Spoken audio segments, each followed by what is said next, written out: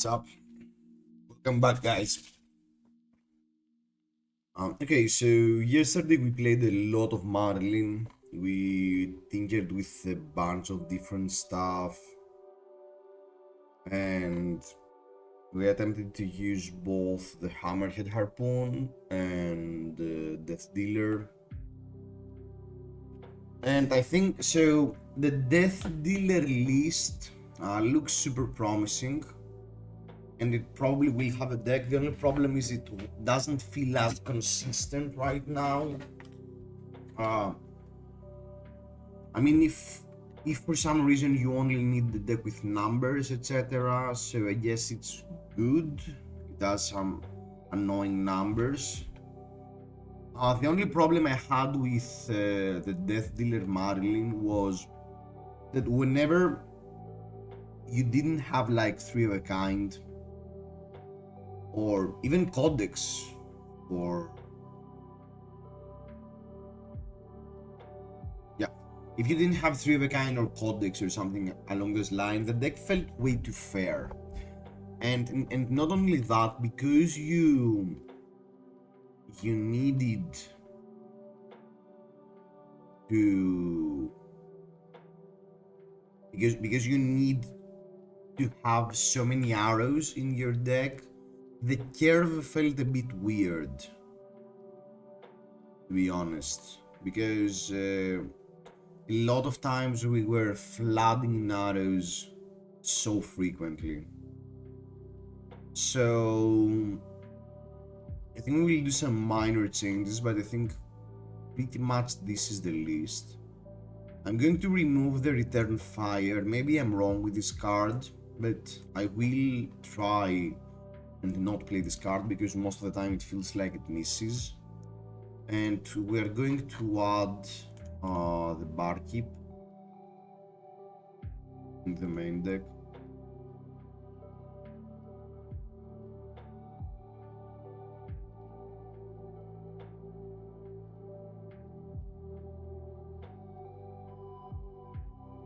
And that's pretty much it.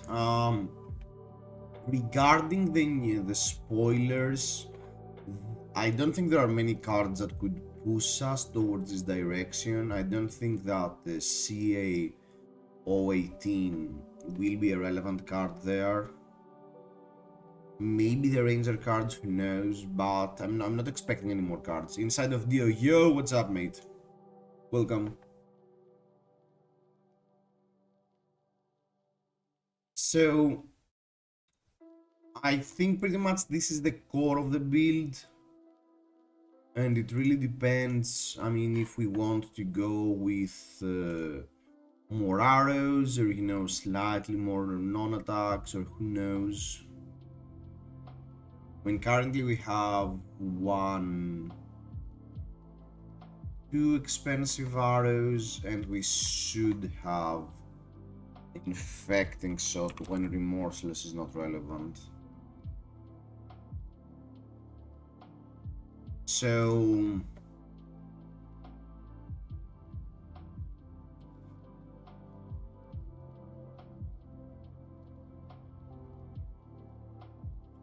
yeah, so the only arrow we are not using is a Ridge Rider Shot, so the only change we could actually make was if we want to cut the buff for the Ridge Rider Shot.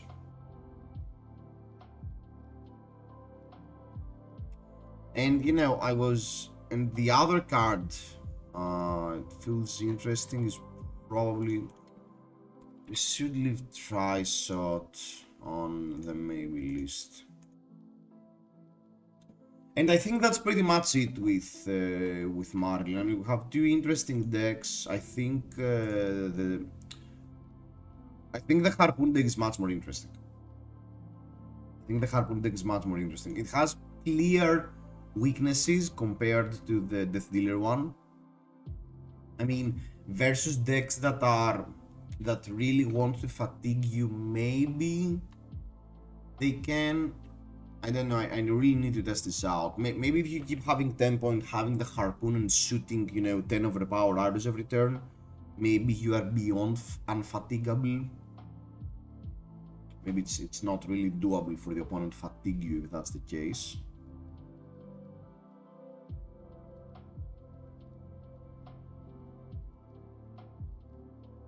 But I would love, if that's the case, we would be in a really great spot. If CA88 is one more Pirate Ranger attack.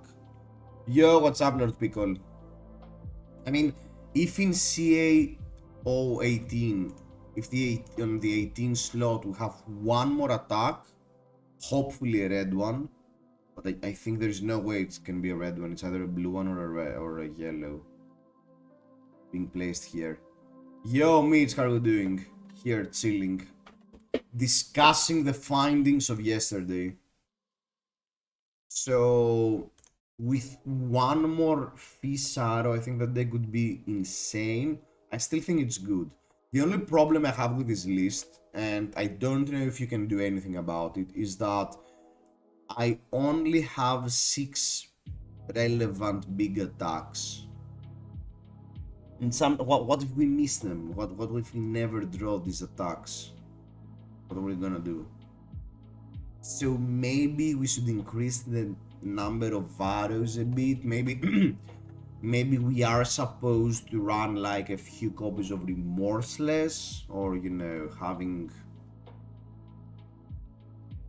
a few copies of Battering Bolt, who knows. But the problem with Battering Bolt and Remorseless obviously is that it won't get the overpower part.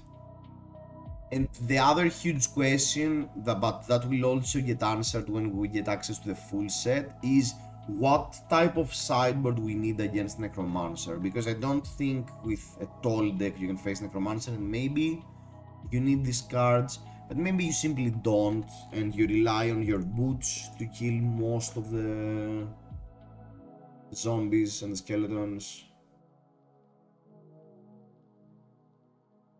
Well, so anyway, today I think I want to move on with Puffin, to Puffin. I don't think I like this list.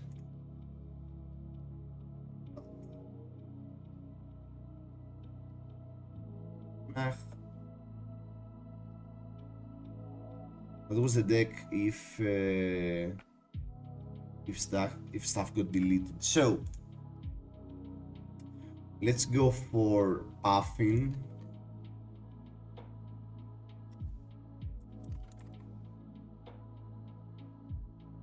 To my immense disappointment, Puffin is not the parrot, and it's actually the human in the picture. And the parrot names is Kranka.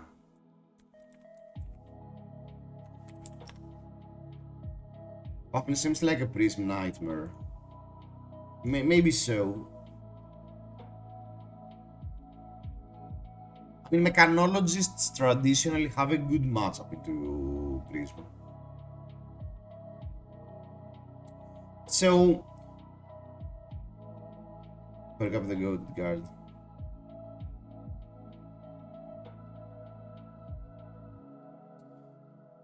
So I have already made a build with traditional boosting and BIOS update and, you know, attacking and boosting and stuff, and I didn't love it. I wasn't... It wasn't great. I mean, it felt fine, but it felt a bit too mediocre. That's it felt a bit too mediocre, the traditional, like, boosting and stuff. So what I want to do today is that I want to build a deck with Puffin where we completely skip the boost part.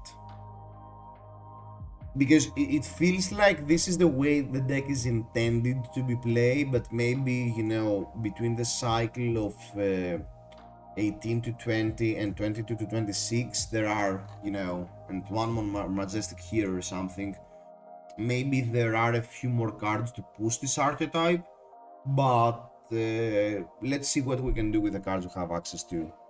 I'm excited to see all high seas cards tomorrow. Besides that, I'm still in theory crafting with Sleepy. I made some changes and I'm happy with them. I have really bad Kano matchup because I switched to 9 D reacts. Okay. Well, if Kano exists in your local meta games, I think the matchup with Sleepy becomes way better if you simply run 2 Spell Void. So you should weight down what you want to play versus more or less. I mean, our local meta game in the 50-player Pro Quest, for instance, had 2 Kanos. So if I was playing Assassin in that meta game, I wouldn't really care about bringing a B because it's 2 players. I mean, if you miss them, that's it.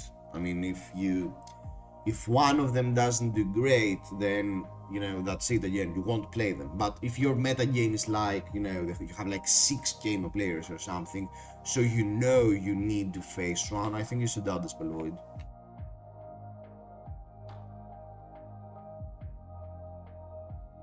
My levels have 2 wizard players that are either Kano or Verdance, okay.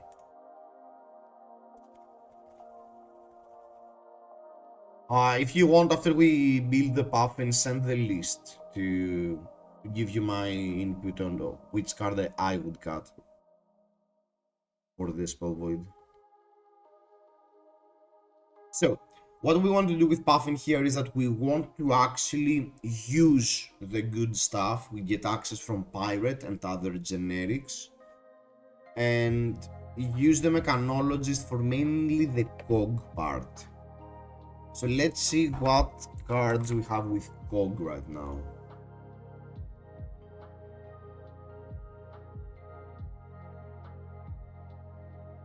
So we have Cloud City Steamboat 2 for 6. Tap a COG, put a steam counter twice per turn, get +1. I think I like this card. I think maintaining the COGs has to be good. Pick up Goated and then 1 for 5. So Corbuix Dorvale, 1 for 5, that's insane. Palantir Aero Dreadnought.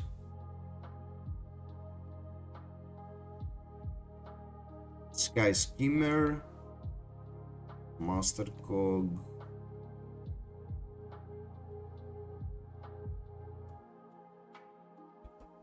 Per cap. What's per cap? Oh, you may untap your hero.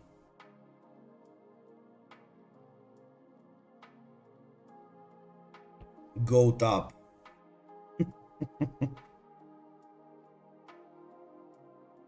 Okay, so let's check out the pirate card. So I think we should untip the barkeep. I mean, we can also run the second treasure now that we don't really care about boosting. The portside exchange, we discard the card. If it's a yellow, we get a gold. I don't think we can get value with portside exchange on Puffin. I mean, in Marilyn we discard the fake harpoons. In Necro you discard the zombies. Do you get any value from Marilyn with Puffin? I don't think so. I like to see people try and play Gravin and our Ninja Priest meta. I mean, I want to see the full set of the cards, but Necromancer though seems really promising. So we will add Commander of the High Seas. Jolly Bludger. Oh, Lone Shark.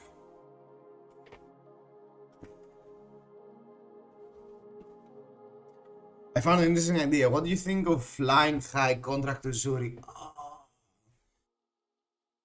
Uzuri! I'd love to be able to make a good Uzuri list because I'm expecting a quadrillion Azaleas in Bologna, so I would love to play Uzuri in Bologna.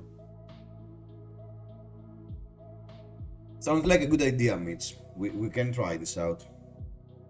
The Yellow Golem. I don't think I like this card.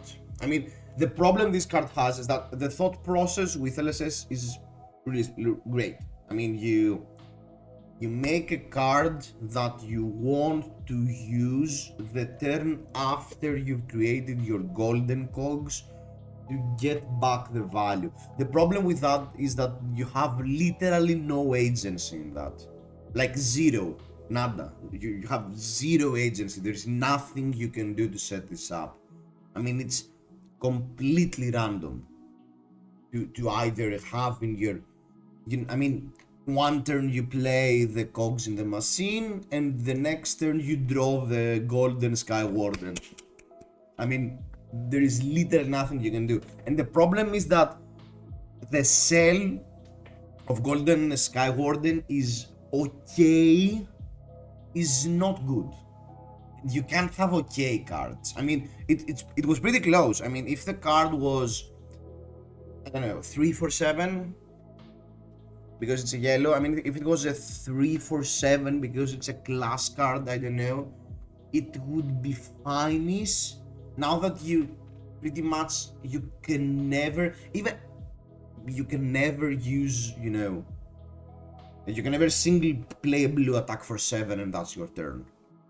And pitching yellow, I don't know.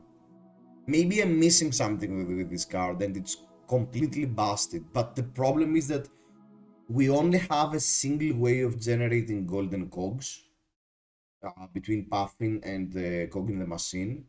So you never pretty much, you know, you can never pretty much set this up.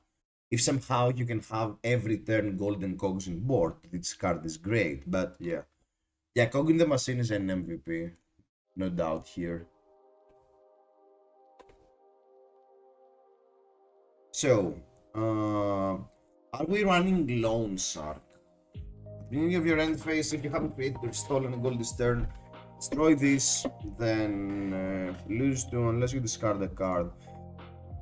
Okay, this card is a card and will transform into 2 gold, and at some point you will lose 2 life for a card. So let's say you lose 2 value.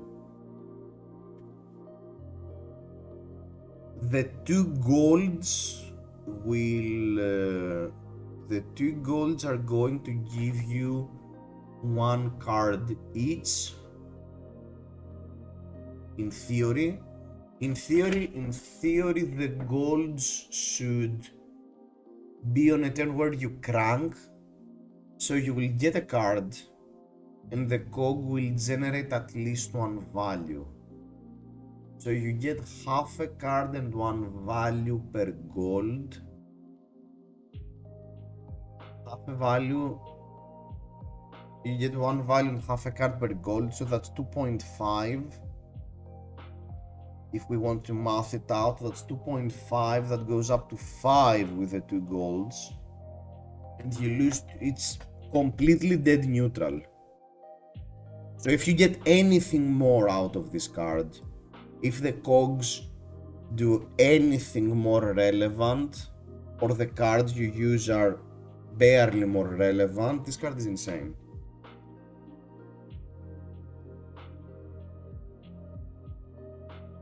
I think we need to use the Lone Shark. I mean, if you are ahead, it's a great way to extend your turn. It will generate gold. Yeah, okay, maybe now with the gold generation, maybe Galvanize is good. Maybe Golden Sky Warden is good now.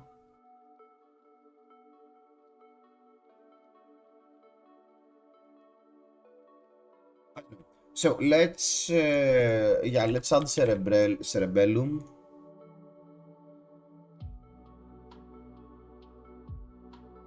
And now let's scalp for cards.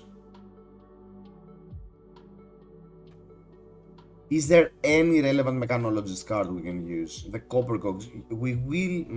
We are already in a chunky deck. Yeah, we need to add some Copper Cogs. Gregory told me to add this card in the deck.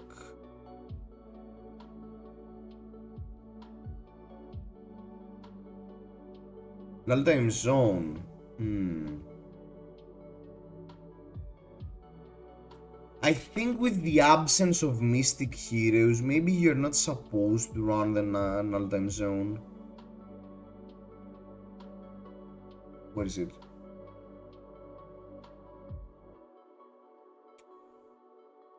Galvanize. Yeah, soup up. Yeah, null time zone. This enters the arena with two steam counters at the start of your turn. Unless you remove a steam counter, destroy this.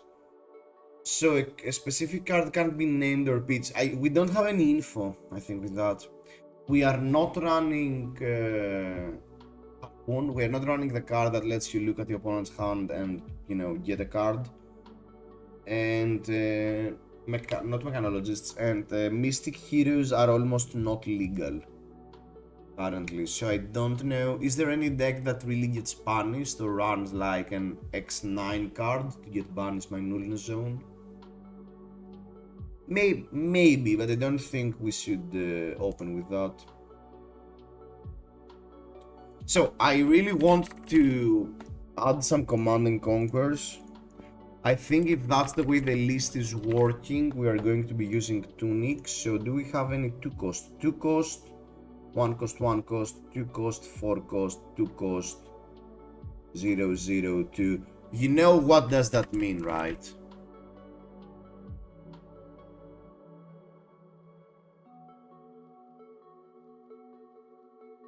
Yeah, I mean, give me a moment to wrap this up and we can talk about your sleeping.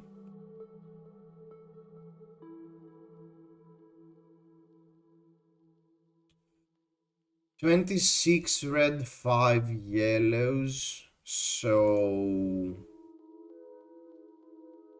what are the extender cards we have? So this card extends our turn. This card only generates value if we have it with Cogging the Machine, but otherwise it's a blue card, it's fine. We have Loan Shark, and that's it. And then in order to attack, we have Hogwarts Dovetail. Crown of Dominion, huh? I guess these will be the 2 options. We don't have...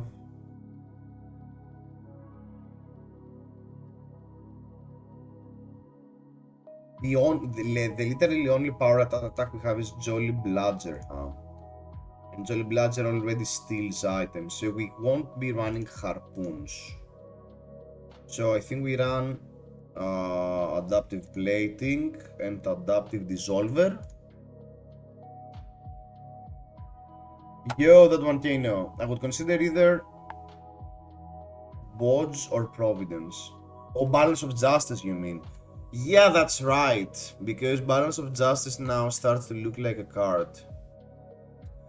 Yeah, that's what I was talking about. The hook doesn't have, with the cards you have right now, the hook doesn't have targets.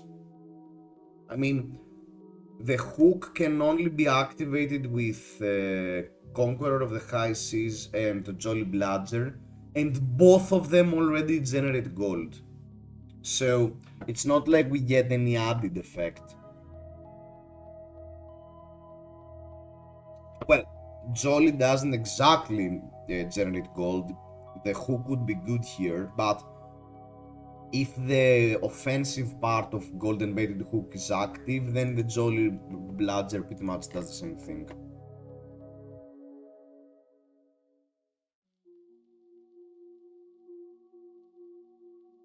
Erase face, huh?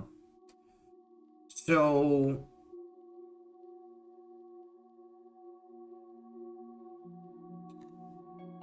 I mean, it feels like we should simply add Sync and then add Blues.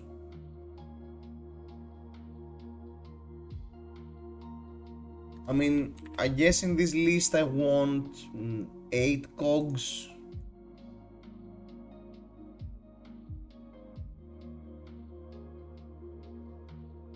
And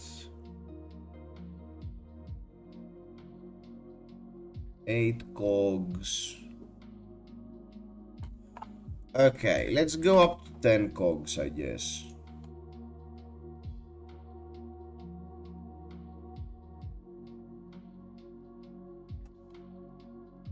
I mean, we have 10, 13, 14 cards that can't block. Mm.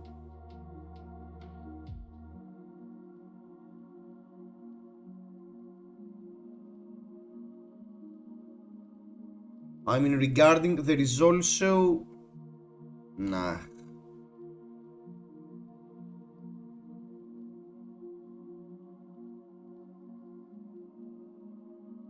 So I think that means we go with chamber, with the pistol.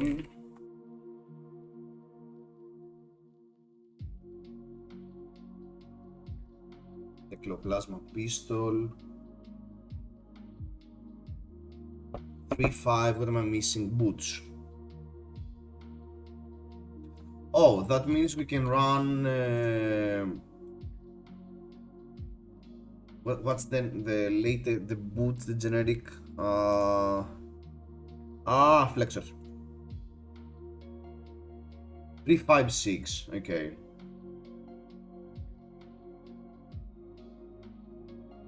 Hey there, yo, what's up, Sigmardos? How are you doing?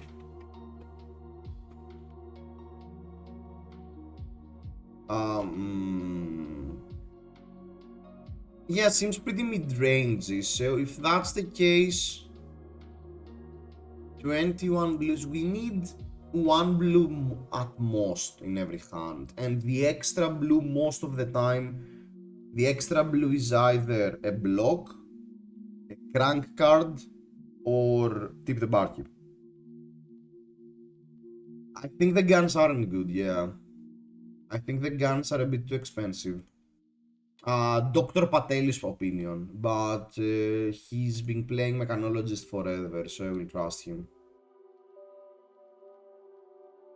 I mean, I played a few games with a traditional boost deck, and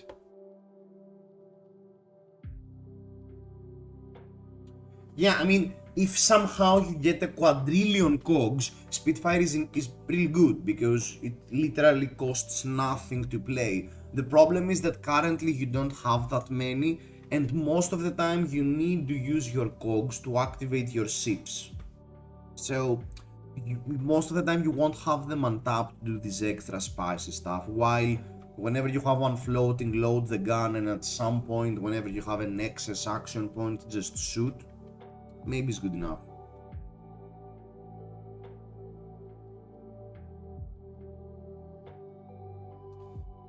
I mean, here I would probably add one more defense reaction,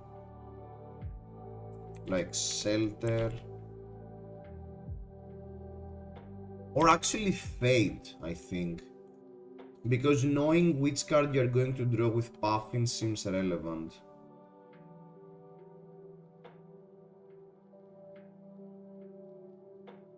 I mean, we could cut...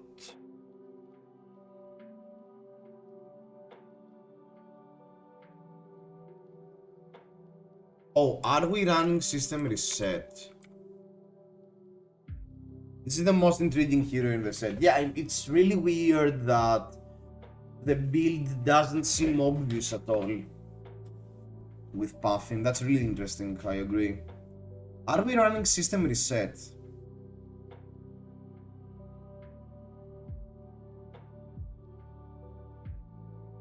Everything everywhere, all cogs at once.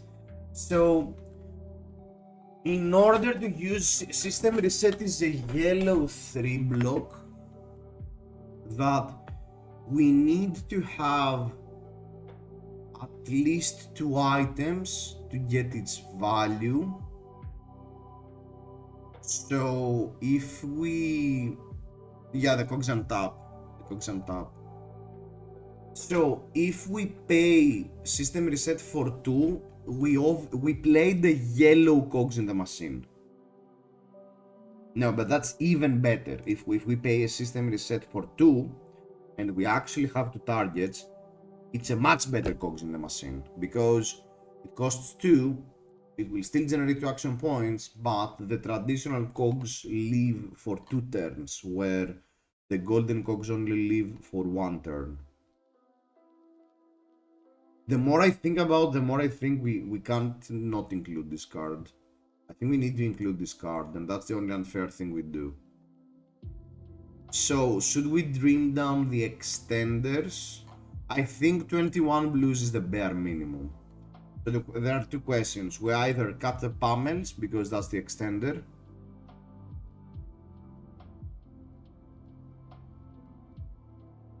We cut a D-React, because we are the aggressors. I think for the testing purposes, we can cut the Fate for Sin. Yeah, probably that's it. You call the Ranger a brute, but the Ranger is a guardian. Mate, drawing and discarding 6 power cards is not a guardian mechanic. But yeah, the Ranger feels guardian as well. No grinding gears to me. Yeah, I was 100% that grinding gears was a cog. I really want this card at some point to be playable. I really want that to happen.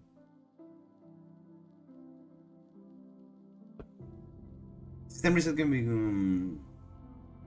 take our wallet.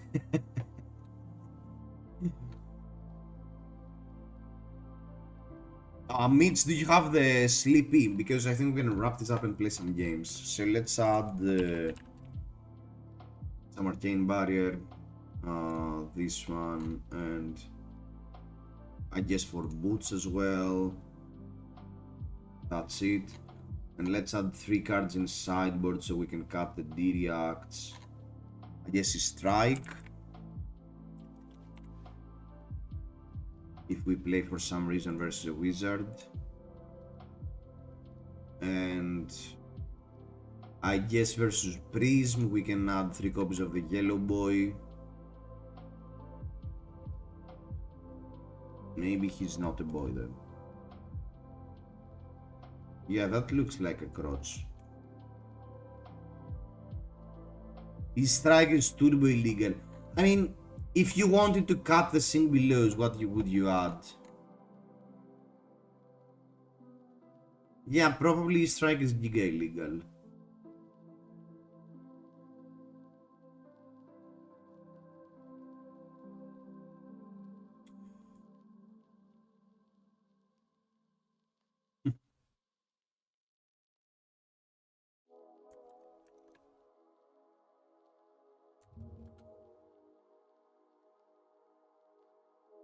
Hmm, 63, 11, 74, 356. Okay.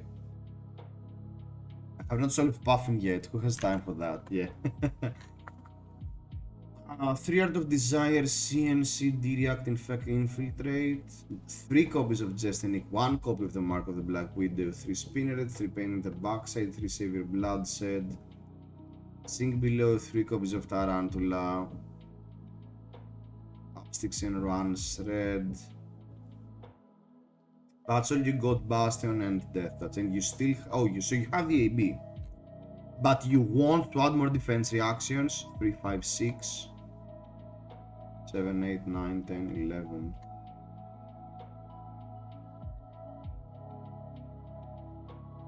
So you should have 3, 6, 9. Yeah, you have 3 cards over in the main deck. Okay. So Mitch, first of all, I think I would trim down the Justin Nix. Or you want to cut the reacts for Kena. So you have, because you have 6 copies and you are forced to enter with 3 copies. Okay. Mitch, you don't have Shelter, right? Because if you would have Shelter, it would be quite easy.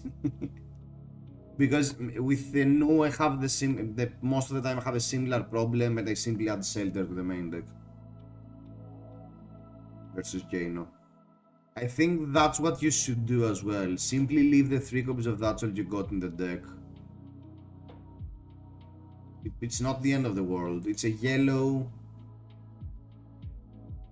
You won't achieve much with, but at least it's a yellow. So in order, rather than destroy your sideboard, because the deck feels super solid, rather than destroy your, core game plan for 3 cards, I think you're right. You should simply add 3. That's all you got.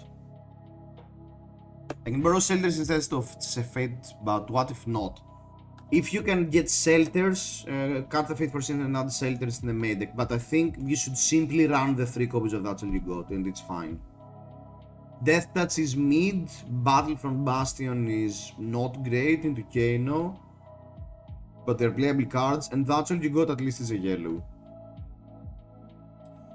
You don't have a perfect matchup, you don't have a perfect deck into Kano, but if you open well enough, taking a turn back to simply swing with Battle from Bastion, I think is fine.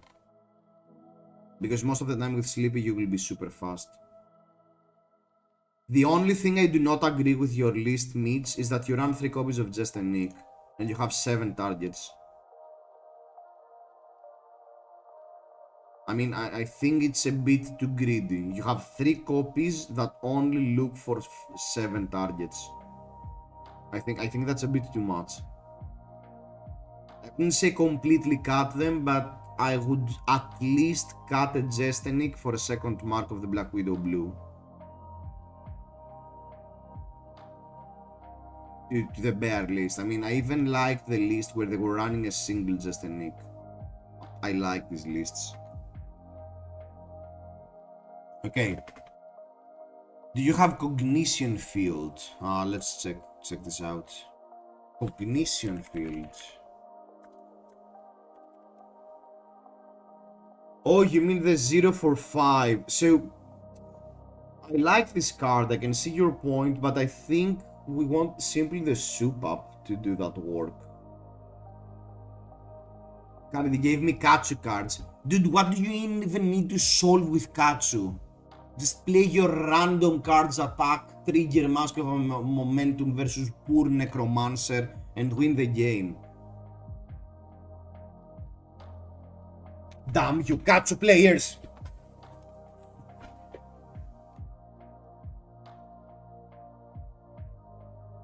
Okay, have access for 1 card. Oh, I add the boy in the main deck. Yes, I add a single. We don't have a way to skip Sentinel. Maybe we add some boost cards on the blue to have a matchup into Prism. I don't know how relevant that is though. I will add an Oasis for now. You know what? I will add the Spiciest Pursuit of Knowledge.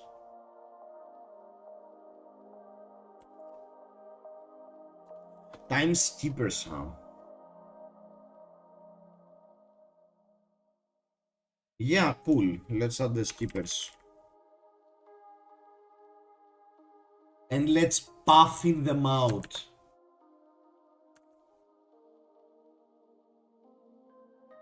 Kranka! Polykranka! The best character ever designed in every single any type of game. Polykranka. The 75% of the reasons. Dude! Takar, is that you? If the name is revealed and that's you. I want to go first. Yes, I want to go first. Takar! Okay, let's check the time. Skippers and add the golden boy and cut some D-reacts.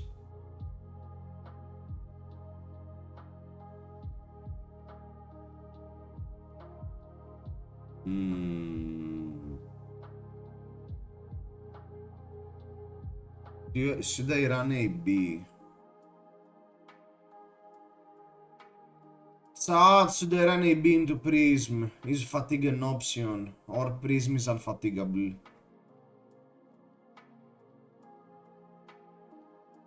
I can run the module, but I think I need Providence to block. I'll run the module for a B. No. I think I need to run adaptive plating.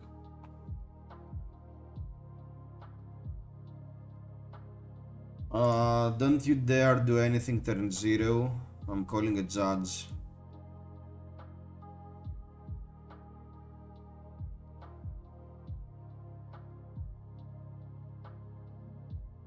I think I load the pistol.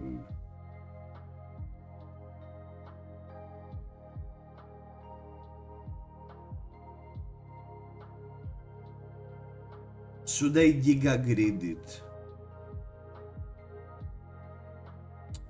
I mean, okay, paying a Steam counter for them not to have a, you know, not to be giga annoying, I think is fine.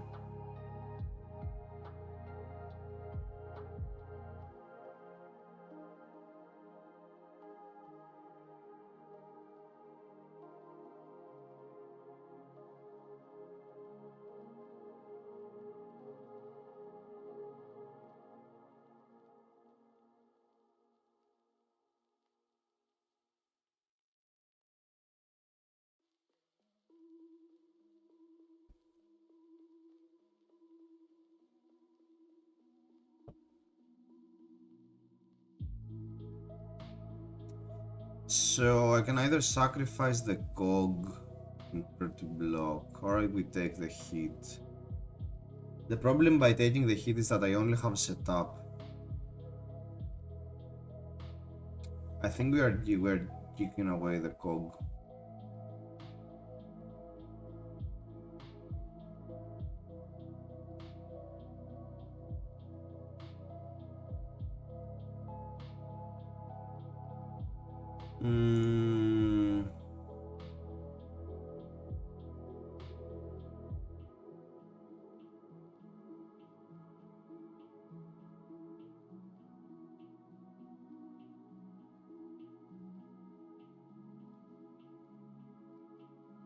I think I'll simply play the second cog and not even crank it.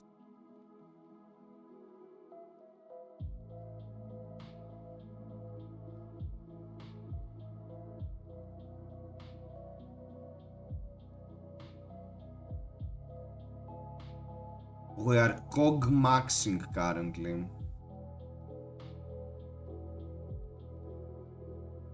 If I use Providence now, I'm super open to erudition.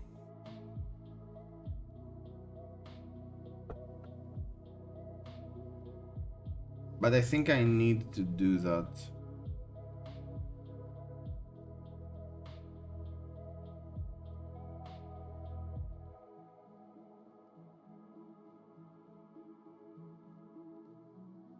Okay. We got a playable card.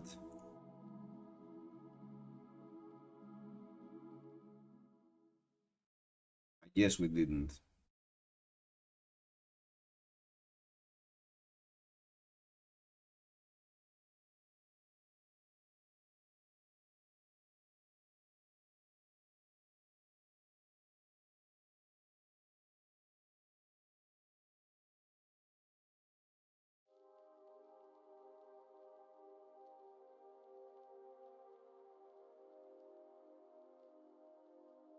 Okay.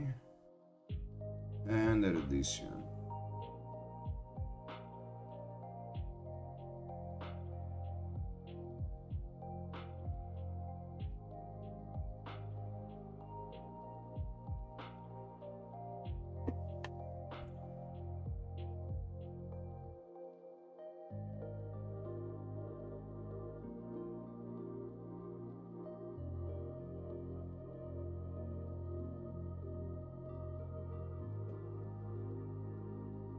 We have a lot of go again.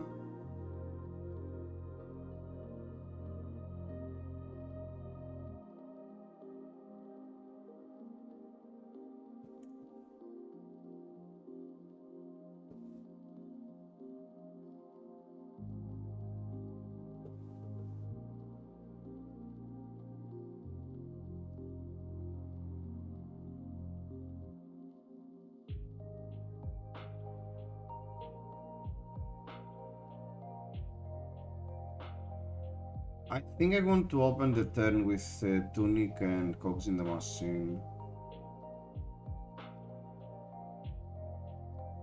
And it's even the next action. I can cast in the action point now. I think I want to do that. Because that means I don't need... I can crack once. Yes. I don't need it back into my deck. Polycranka.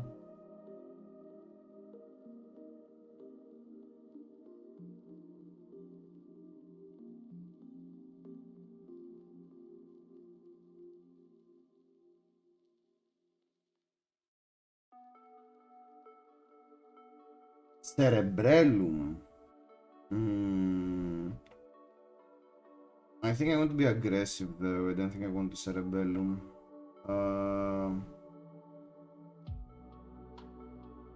Let's soup up.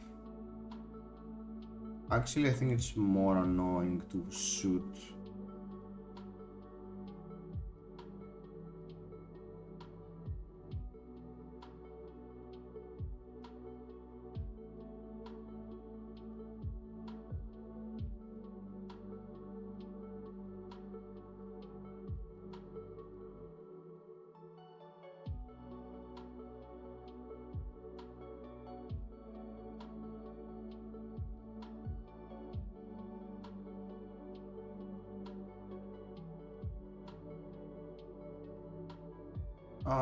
I think I can set this. No, I need to pitch that.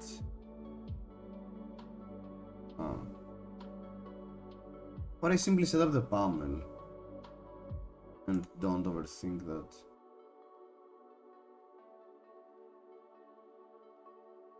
So we get GA.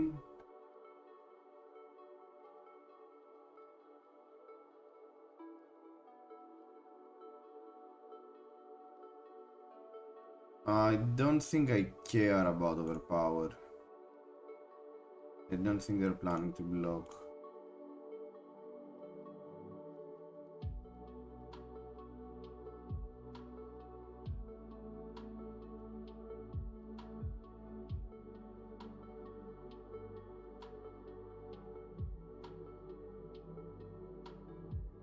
Addition to Polychanka, somewhat expected.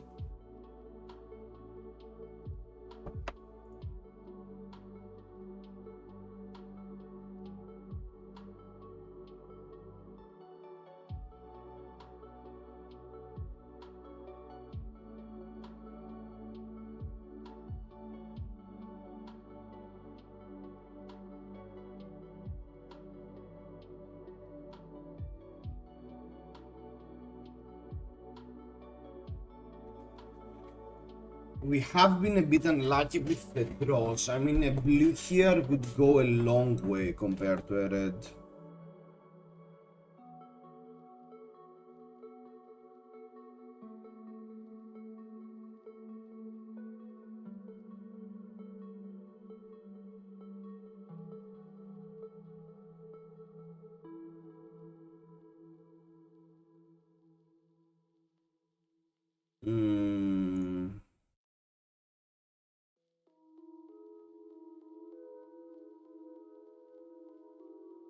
Yeah, I think if we don't get the blue here, it's game.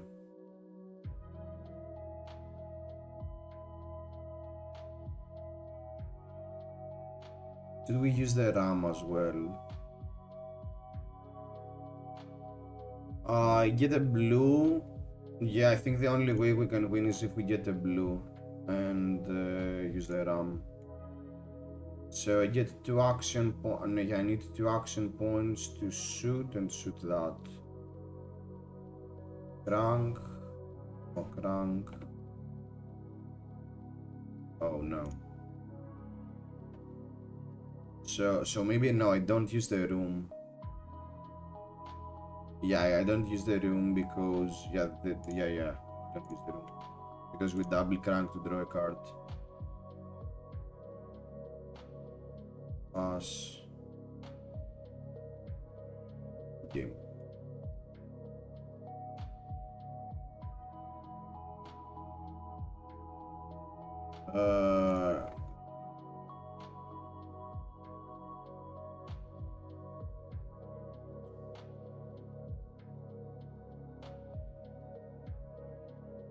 Yeah, that 4 turns in the beginning with cogs, and now we literally have, we don't have blues in the deck. There are no blues in the deck, we've drew all of them.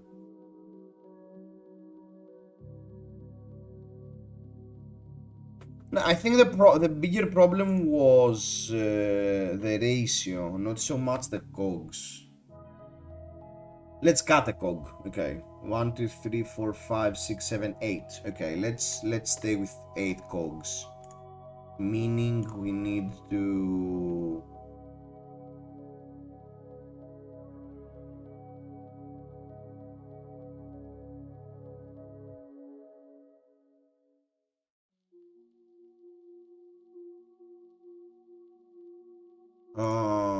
We can run a galvanized card.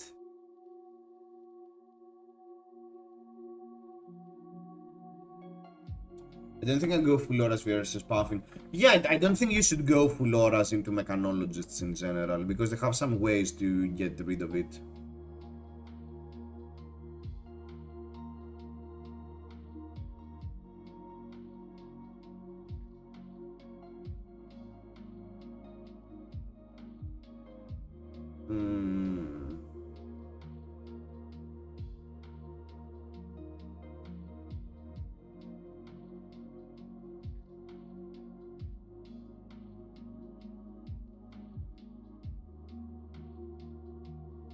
Dailies turn 0 but not the pitch, yeah. You had a red. I thought you could do that, but you just didn't because I could shoot it down.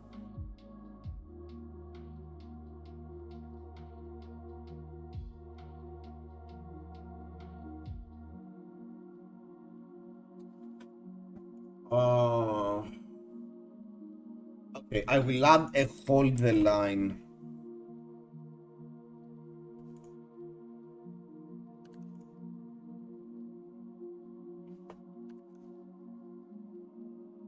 Yeah, in theory, the problem with cogs is that the only thing is that they mess the deck a bit. Because in theory, I mean, you get a cog and you pitch it to play your turn. If you have a lot of cogs, you play a cog to draw a card. If you have too many cogs, you put a cog in arsenal. It's always relevant. I think I go first. So we cut the D-reacts. And we add the E-strikes. And AB2, AB.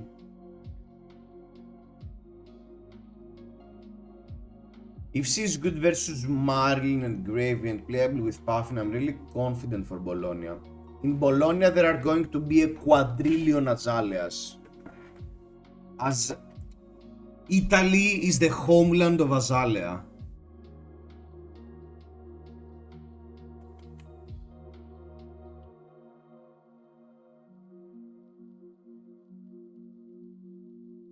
Perfect hand. Exactly the type of hand you want to see versus Jaina.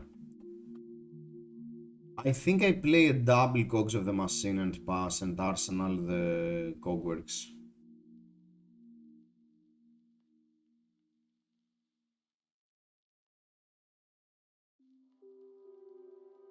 No, no.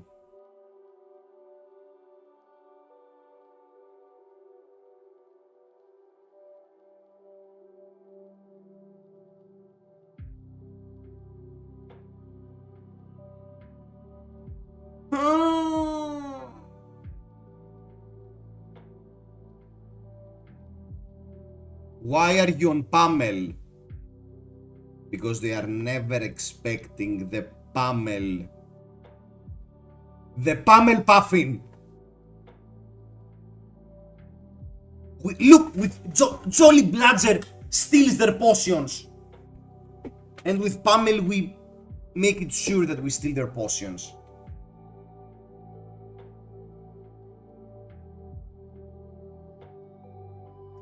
Potion of Deja Vu, more like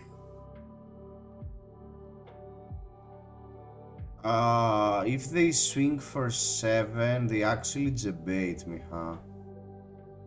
Yeah, I think I need to attack with this one first. Alright, good deep.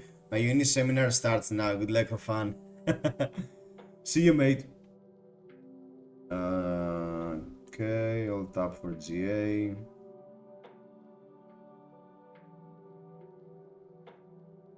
I don't think I need to threaten the potion of deja vu yet. I think I should threaten them with the cogworks.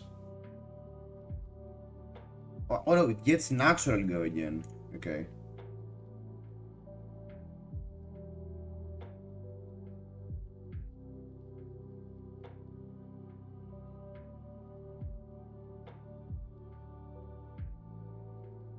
I'm tapping the cogs. Jolly Bludger!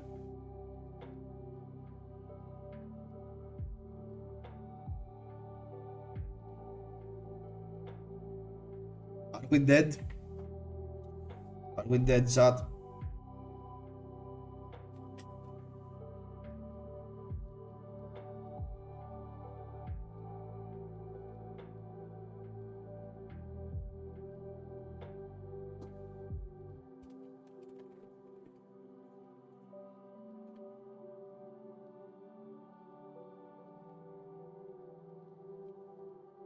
No, open the floodgates is cheating.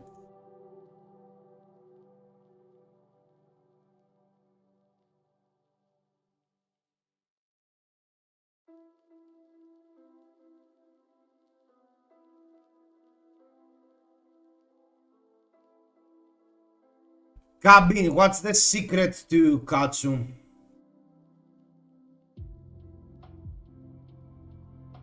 What kind of bozo plays Kane in OpenCC? His name is Toad, or her name is Toad.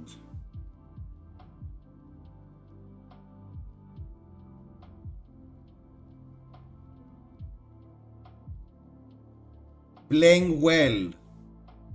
Excuse me? What do you imply, Kabi? Wildfire, we dead? Oh no, I made the mistake at staying with no pitch in hand at 37 life. What a huge mistake I made. At 37 life, I didn't play around 12 arcane into Ophidia. Oh my freaking god. Yeah, because he put it on top. A really nice sequencing from Toad. Into Overflow the Ether, that's really cool. If he has Blazing in Arsenal, we are giga dead.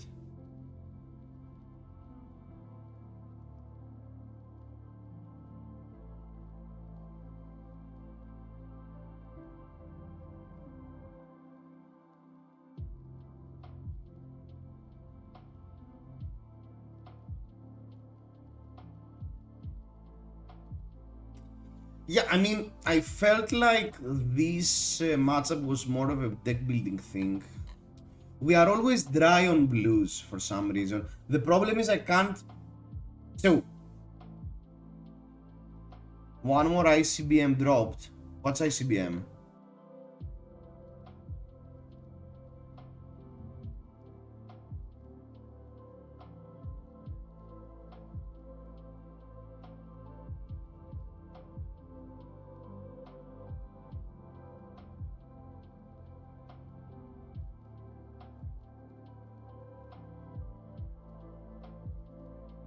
Intercount. Seems like New Mega cannot play the prevention arm that easily, huh? It's not that great, no. I don't think it's that great. The name of the Kano deck, okay. So, the problem I have with this deck is that I'm not cranking enough. And I need to fill my deck with cogs, which I don't like because cogs don't block when I get flooded. So, what I really need is one more card that generates items. I don't want the actual card to be an item. I want something more that generates items. Let's do one more game to get a better feeling.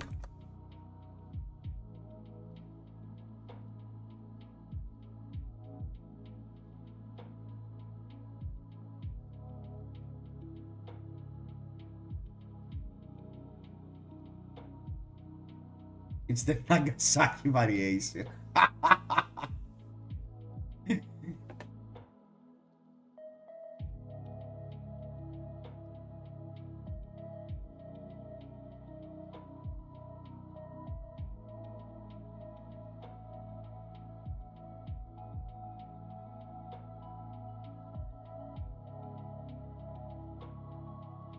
Okay, while waiting for cabbing, let's build a Katsu.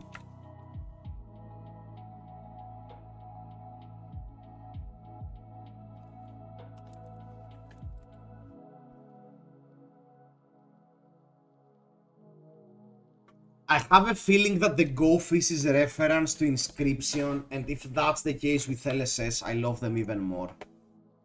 Slip through the cracks. I think I always want to go first, but it's an aggro deck. Maybe I don't. I have a lot of things to set up though. I think I need Providence. I think I prefer the D-Reacts over the Pummels in this matchup.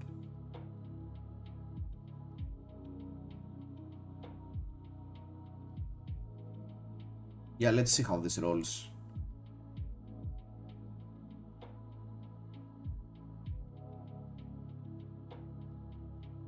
Barkeep.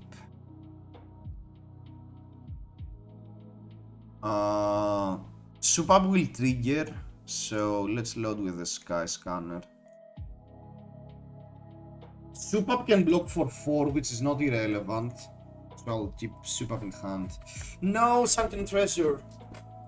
Okay, they have a blue. I don't think I ever block the daggers on Arachne. I'm not running Shelters for Arachne. Art of Desire red.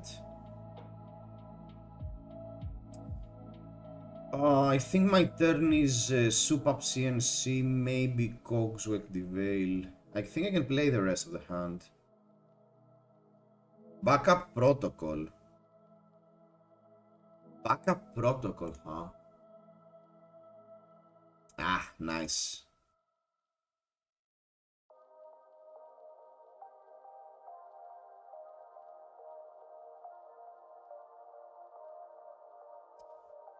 Into Livna Witness. So that consumes the RAM.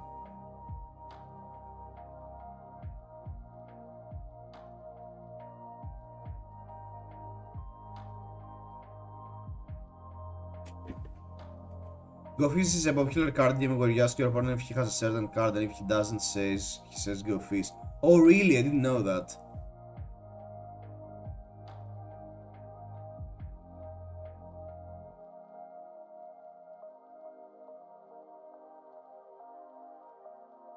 I think Kog'Masin is a good card.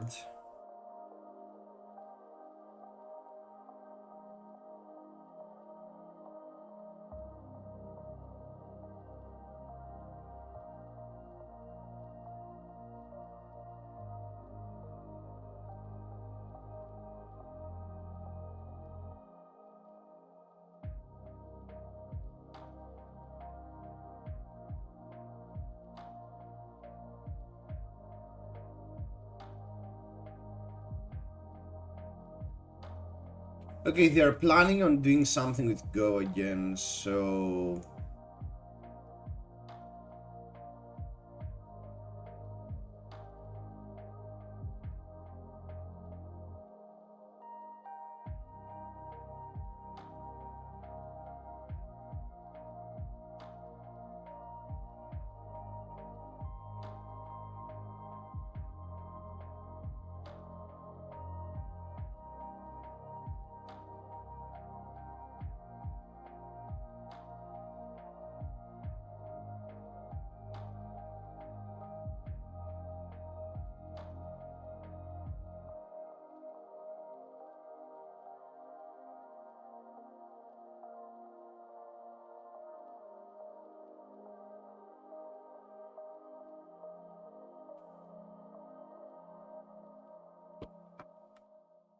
Boom Grenade also makes some sense versus the aggro decks.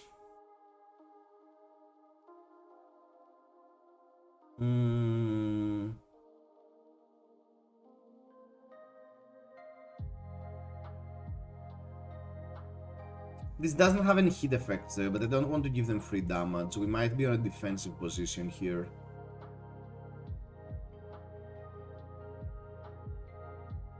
Take the 1.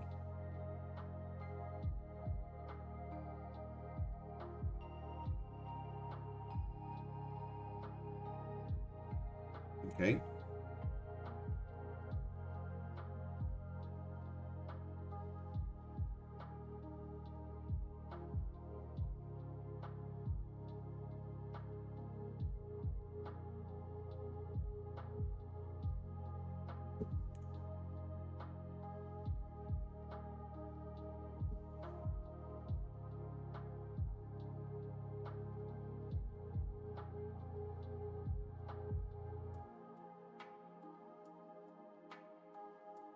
Okay.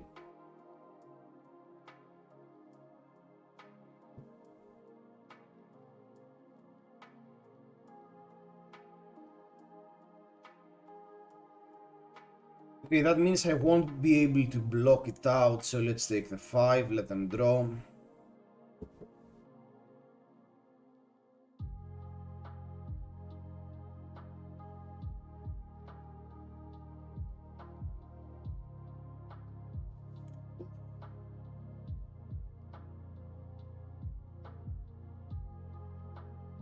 They might not attack again.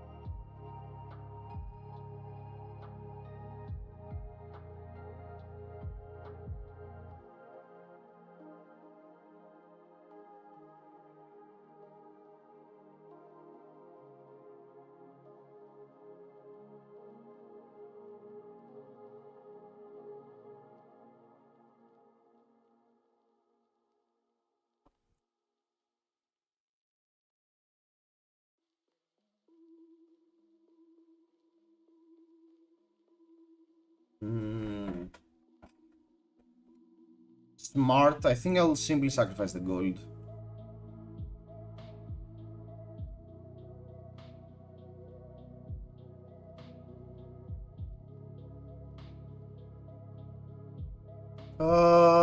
I think...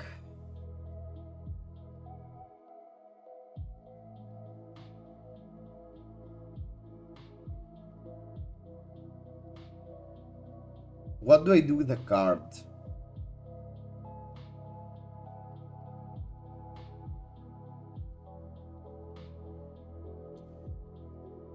Jet Tunic play the thing, draw a card. If it's an attack, we play it. If it's not, we said. I think we should, but no, I need to use that when I know I have an attack. So the question is, do I crank Polychanga to draw a random card here, or should I simply... I think I should simply develop a cog. It's fine.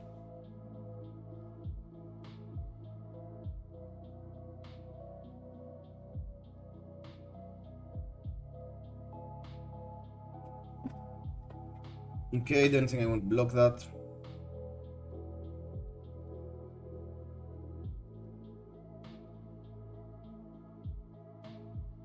Uh,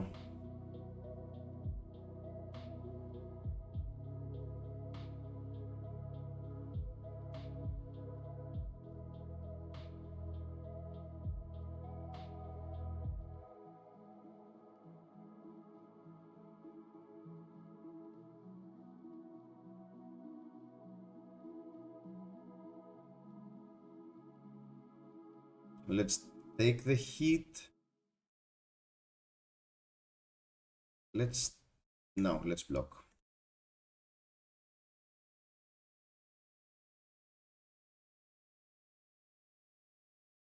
Okay, makes things slightly easier.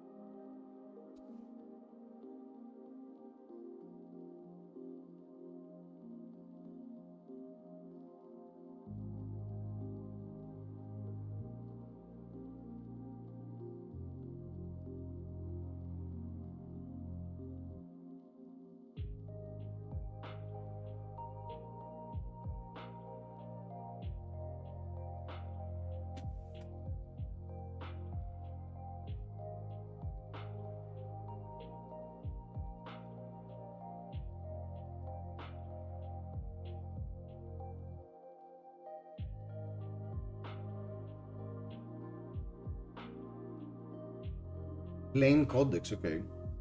I guess they're fetching a bonds. Yeah.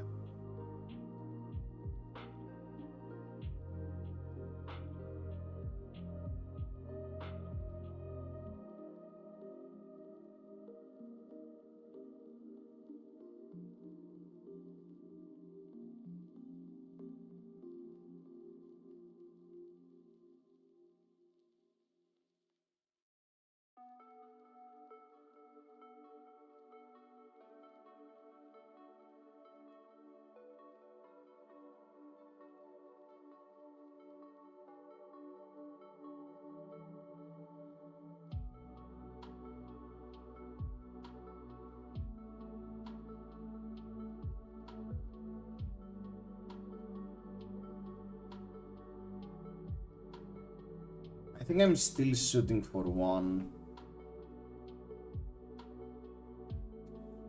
I don't think it's logical that they can get every single card from my hand every turn. I think at some point we will be able to reload that, and even with CNC we keep a blue.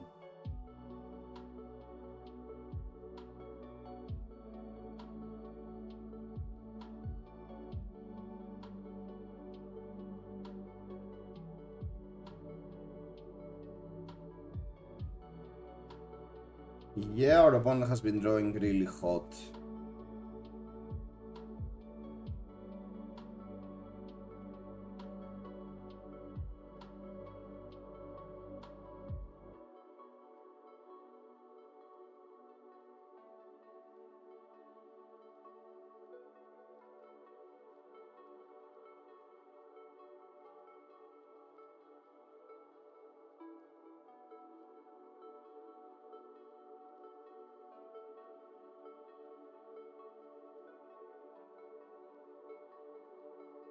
Okay.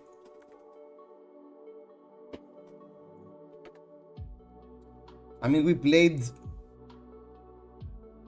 were getting disrupted every single turn for the whole game. I think Versailles won't go second. It's one of the few exceptions. And I think I want Extenders versus Ira, not D-Reacts. But I think I want Providence again. I think I do.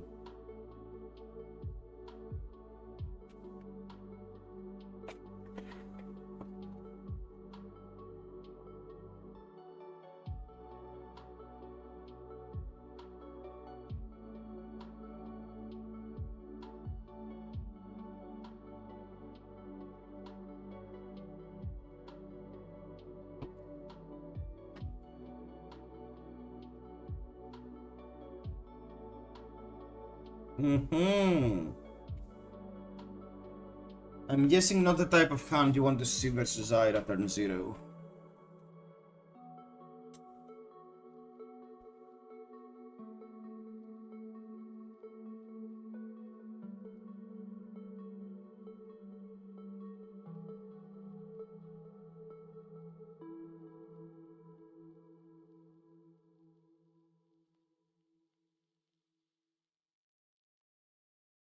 What good, King? Yo, what's up? What's up, dog?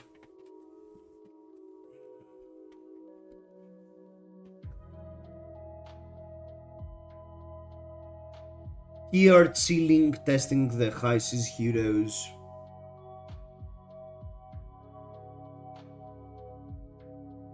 Getting destroyed by assassins.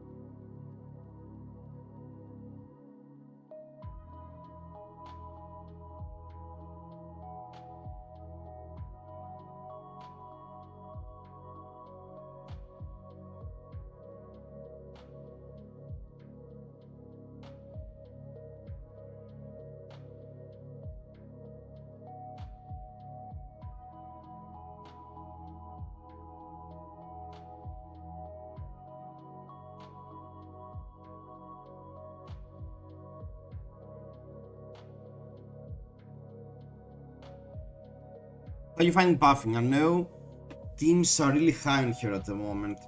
She has been the least exciting, I think, so far for me. And I feel like we are missing a few cards. Oh, I could load pistol, sorry. Sorry. You're right.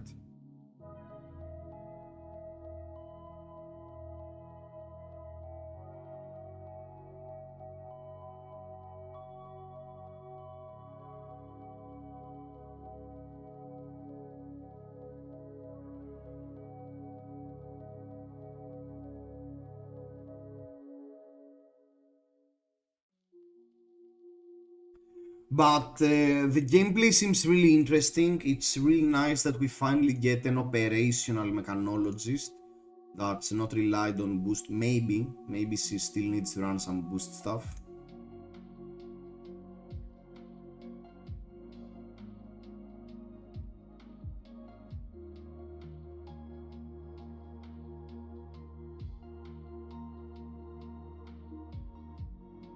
I don't think I care a lot about the erase phase. Pog, Chanka, draw. Pog, Chanka, draw.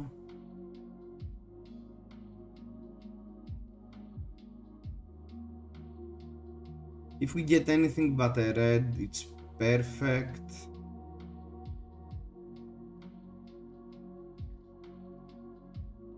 Yeah, I think I need to take this gamble here.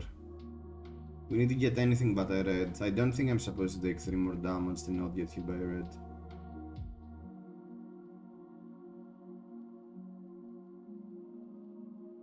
Maybe the dovetail, maybe we should have kept that because we could have attacked because of the cog.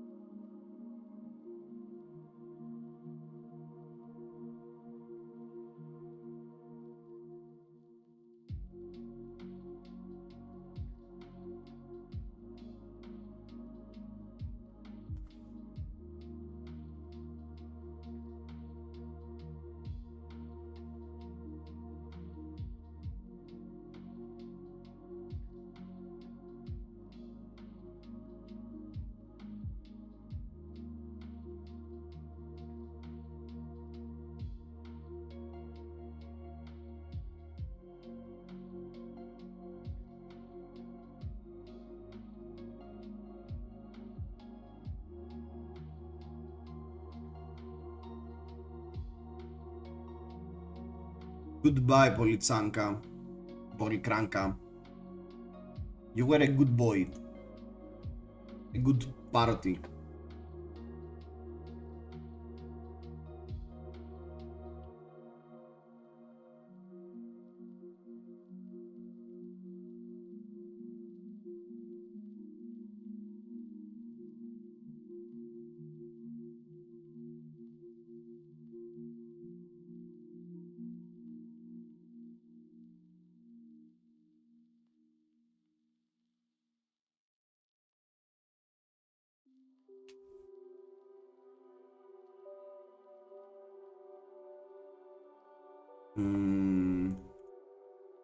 No yellow, huh?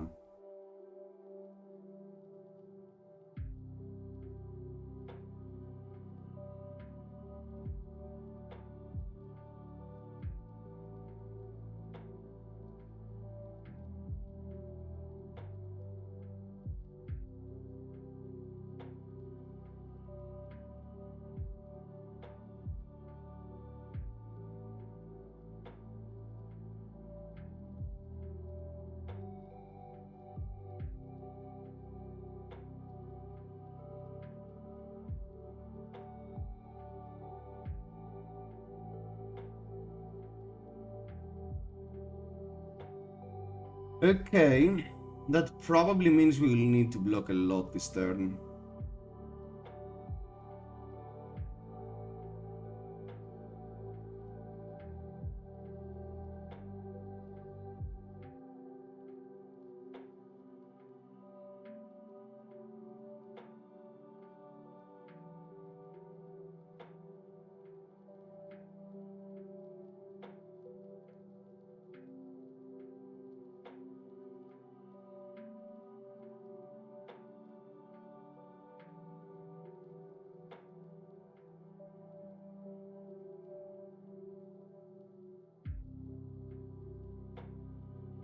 Okay.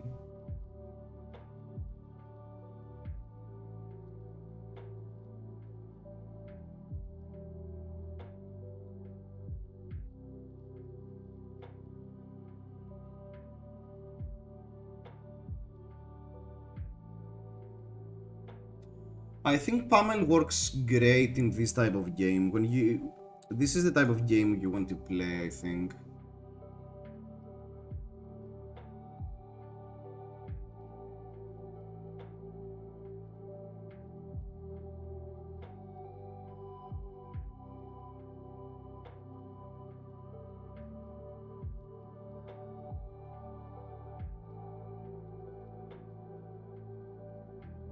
Okay, we got cogs in the machine with a lone shark.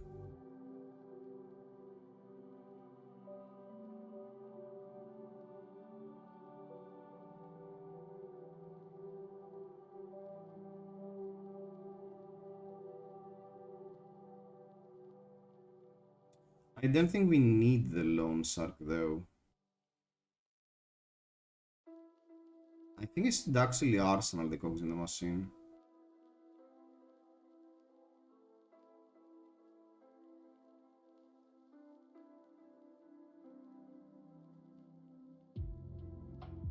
Yeah, but that's the thing.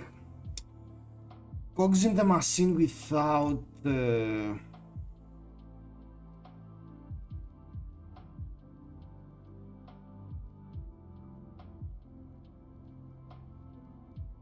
Okay.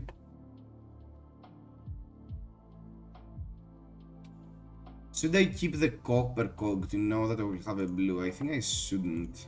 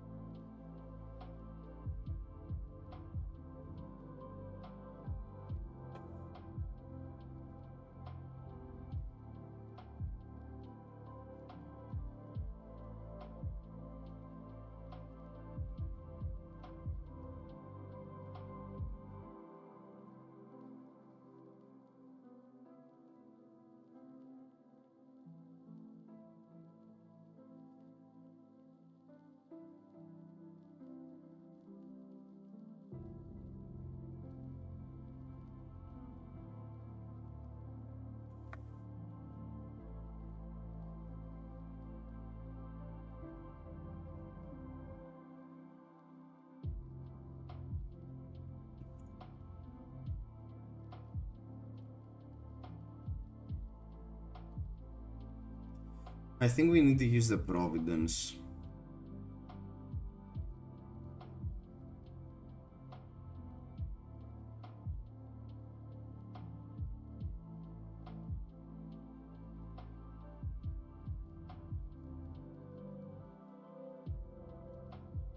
I will take that 5.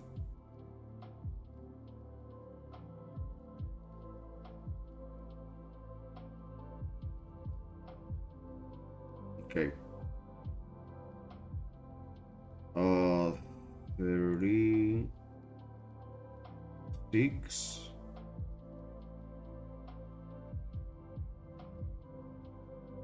Oh, I can Jolly Bludger. Is it even relevant? I can draw if I get the blue. I have a system reset, but no, I don't think so.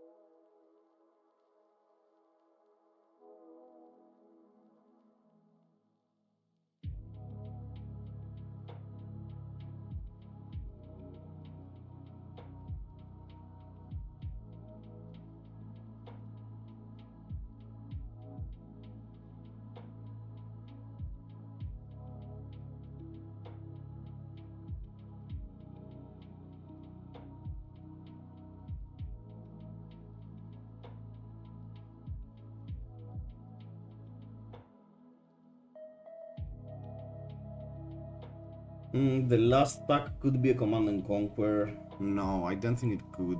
They had no reason not to open by pitching a yellow. They could disguise the fact that they could play a CNC though.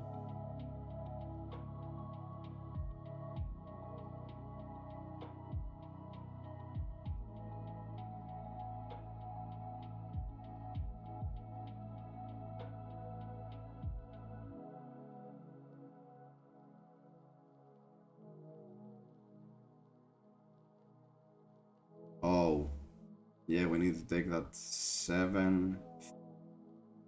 Yeah, we need to take that 7.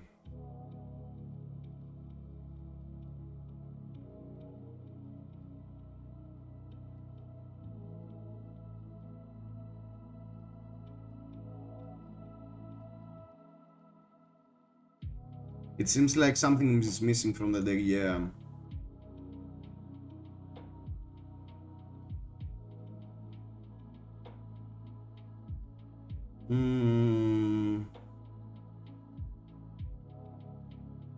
Let's open with a steamboat.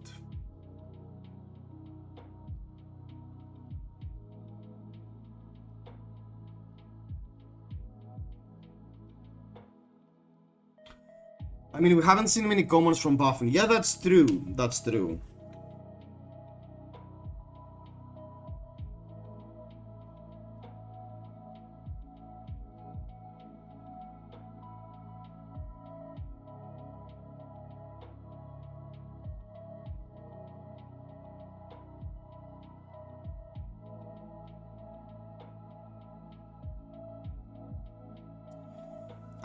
I know we set up the system reset. I don't know what we will manage to do with that. What is this hand?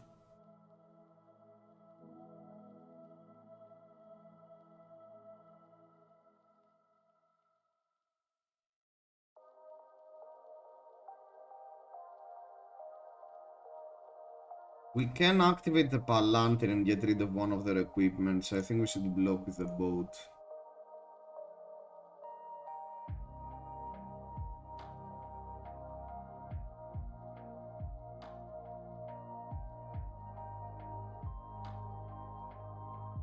Oh, we can't with the... Sorry. Sorry. We can't because we'll have 2 cogs, not 3.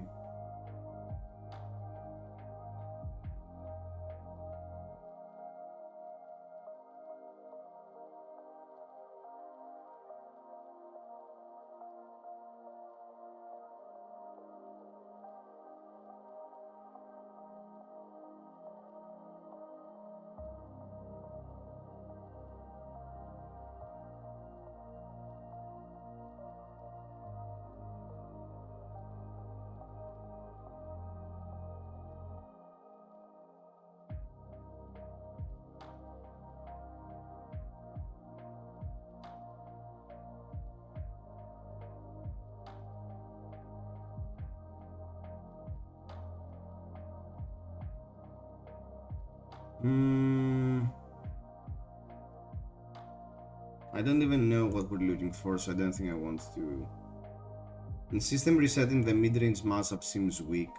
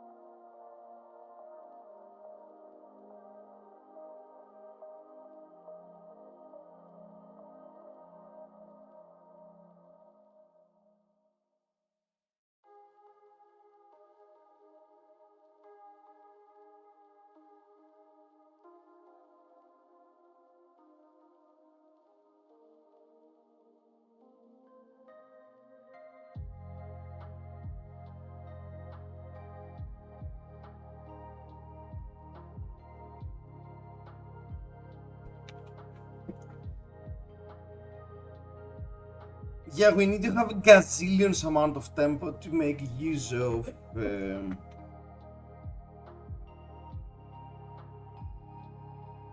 System reset.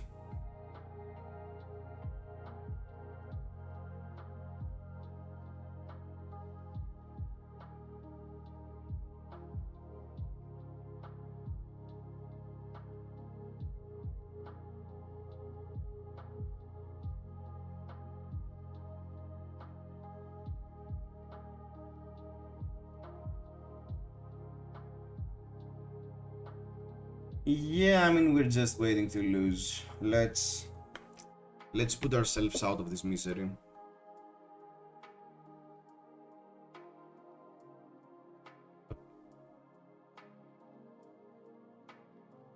So what are we missing? The thing is that it's good to know that in the aggressive matchups we still care about system reset. Ira best corner deck confirmed.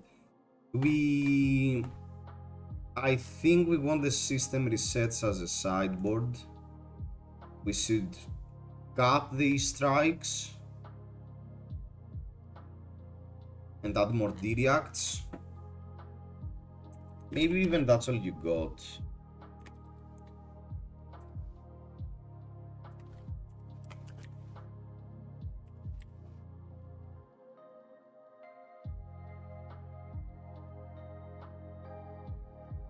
One more game, or we can let's build the Katsu. Be right back.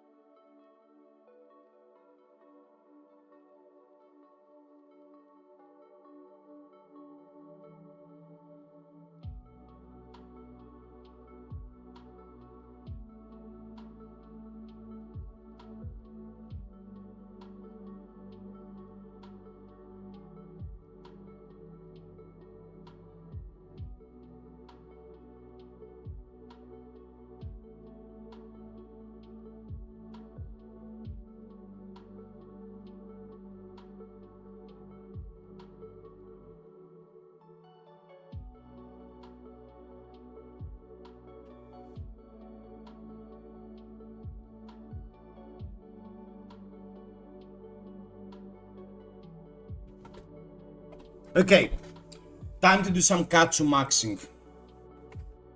In my opinion, all high seas champions really struggling to assassin.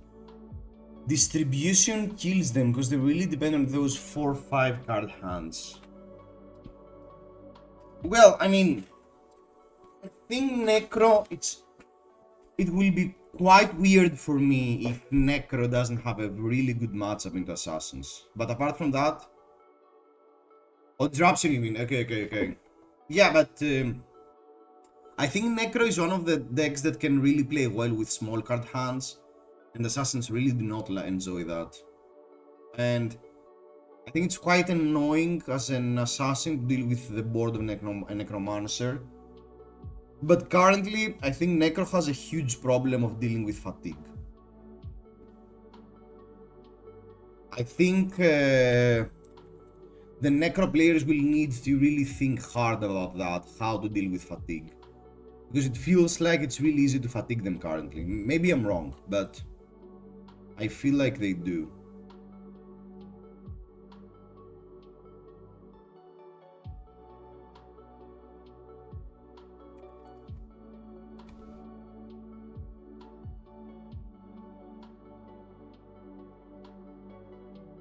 So...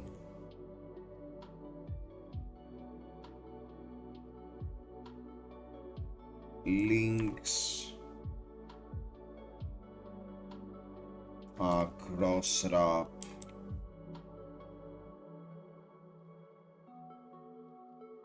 Am I insane if I want to run a Jovotom in... I think I want to do that. I think I want to be running Enact Vengeance. When is the Ira deck dropping?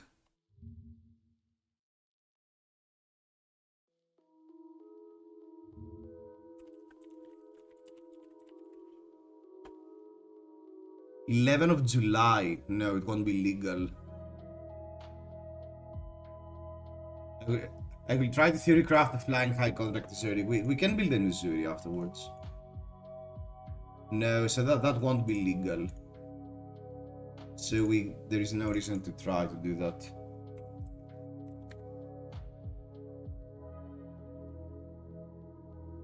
So let's see. Best card in the deck.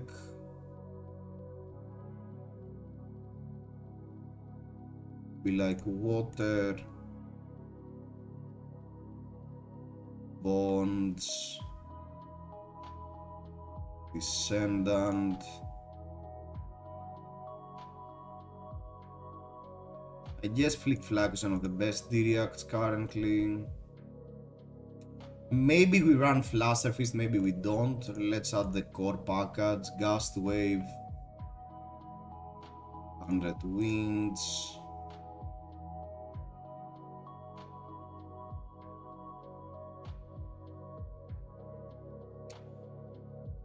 I really liked Pounding Gale, but I think you are only supposed with the generic tutor to fetch for Breaking Tide.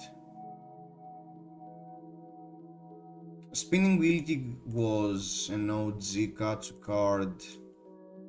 I don't think many things changes now. Whelming Gust Wave. And we are already in yellows. Maybe we run some Wax-Ons for these annoying assassin players. 2 copies of Break Tide seems the correct amount. I don't think I want extra copies of Descendant.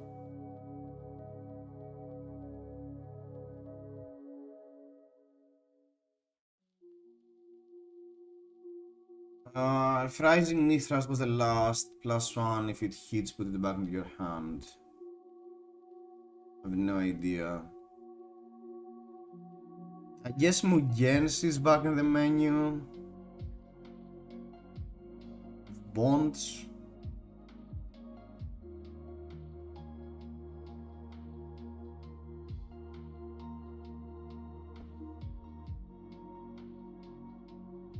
We will at least consider copies of Mugensi.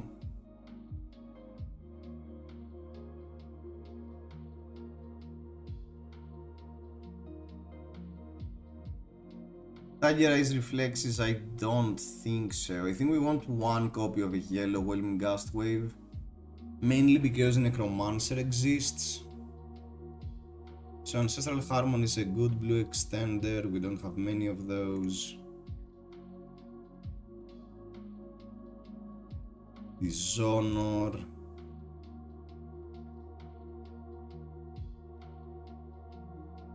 We are definitely adding Lord of Wind.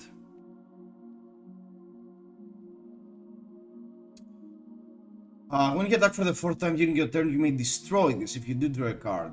When you attack for the fourth time a turn. The beginning of your end phase if you've attacked less than 3 times this turn.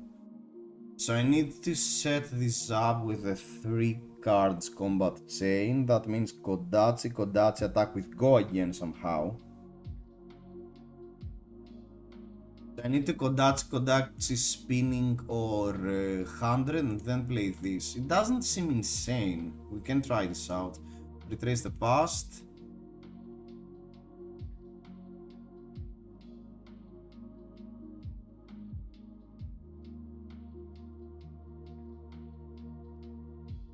Obviously, Whelming and Winds of Eternity.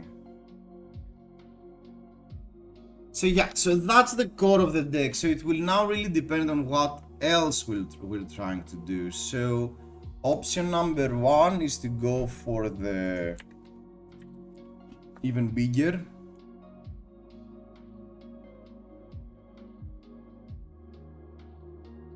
And the Quicken accomplishes that we can develop that. Quicken is decent with Gust Wave because we can combo off without the full package. And we need the yellow Surgings as well.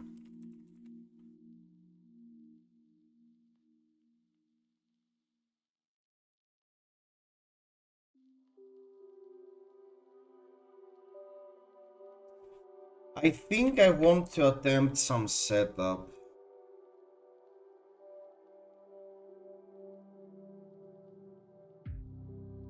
$23 blues. Got a Harmony, got a Prowess, got a Nipot, single Nipot so we never get stuck with this type of cards. Yeah. 20 blue seems like a fair amount. So the question is, I think I want to attempt to go all in on the combo stuff. I think I want to attempt to have every single card in my deck at least say the words combo.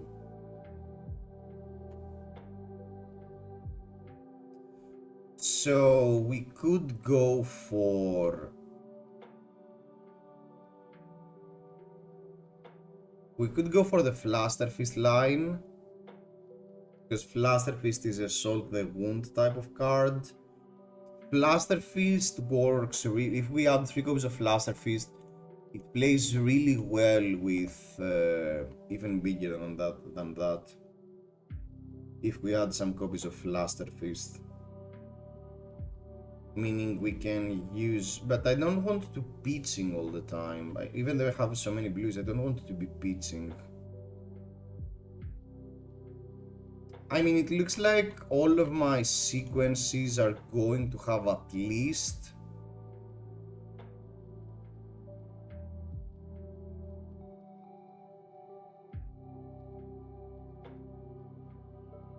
it looks like that all of my sequencings do include some type of pitching. But most of the time when we open with Surging, we want the one floating to pay for 1 card. So we won't always be opening with Kodachi.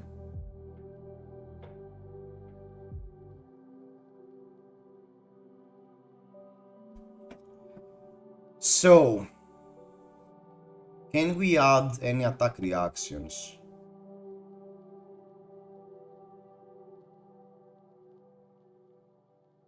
Rapid reflex, that it costs 1. We would love to have a zero cost reaction in this deck. So Maul only gives +3 to a card with base power of 1. That means a blue Whelming Gust Wave. That's the only relevant card.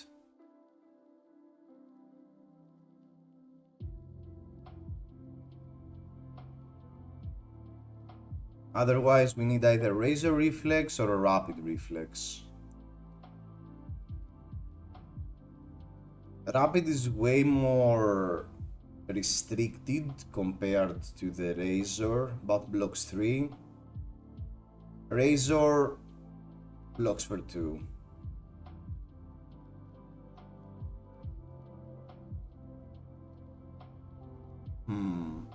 One Flood of Force.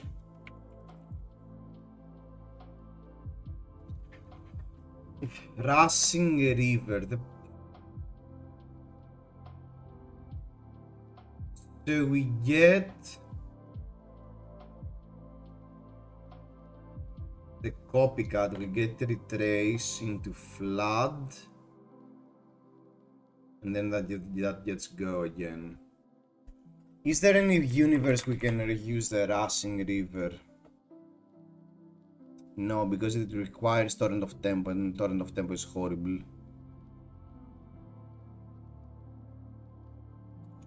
What if we add the leg line? The problem with the leg line is that the opener is not a combo card. And that's a huge problem sometimes.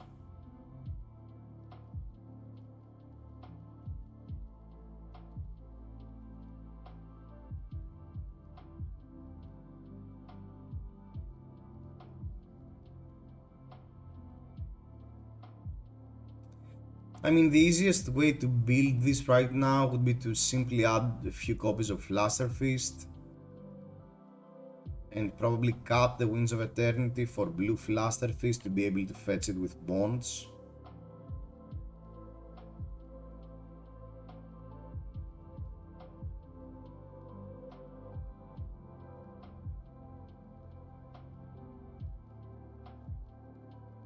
Again, that creates the line for Bonds to be fetching a Flaster Fist. I think we are quite forced to do that. And we're cutting the Winds of Eternity for Blaster Blue. If you are an Mugensi, you cut low. What's low?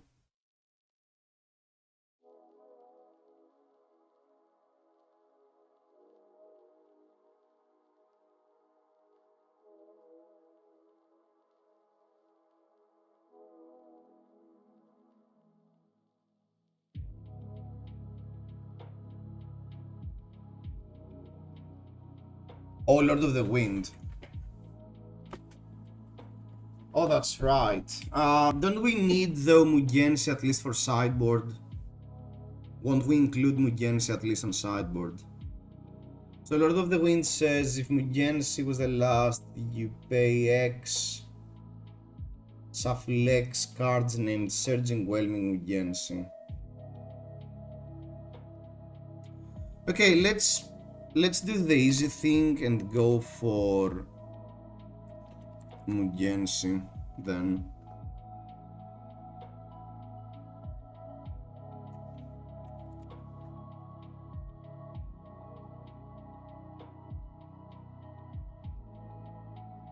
So that's the core of the deck.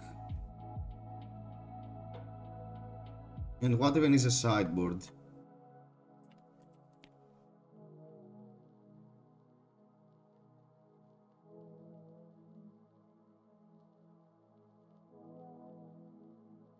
I guess we want momentum. And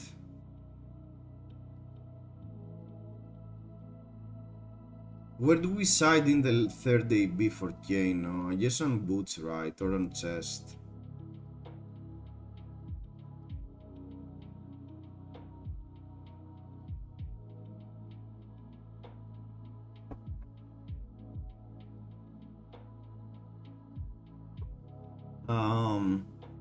Or do we simply go for 2 AB?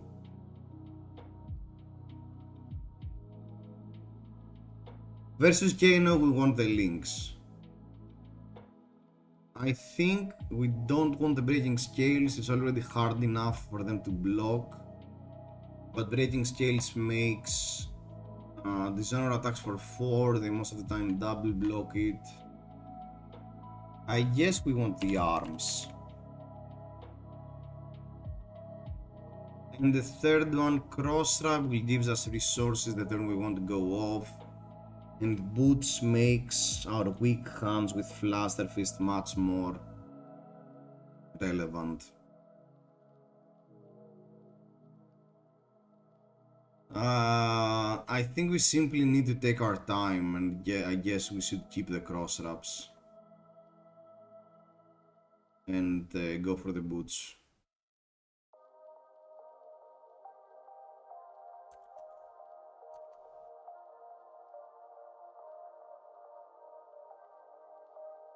The problem is I have no idea what's really required and what's not. Maybe we run a few too many blues. Maybe we should simply trim down the number of blues we have, and probably that means cut harmony. I mean, we can either run harmony or prowess of agility. Prowess of agility though is a type of setup, so maybe we cut a few slots to add some more filler cards.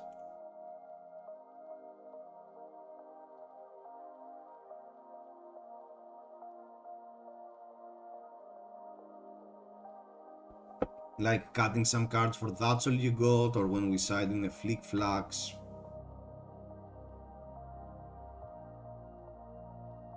Yeah, let's check what Mitch did while we wait.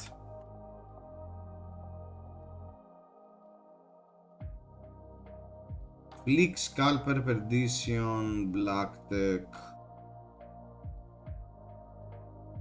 Oh, Flying High Red.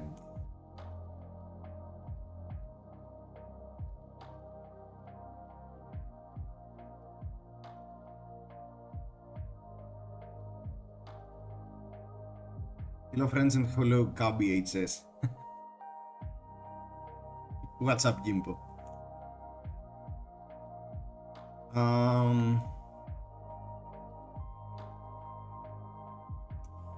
I think if we want to go down the path of contracts, we probably prefer on the just a Nick slot, but that makes Bones worse, huh? I think we need one more contract. Hello, count your blessings, new believer. Oh, that one Kano, hello.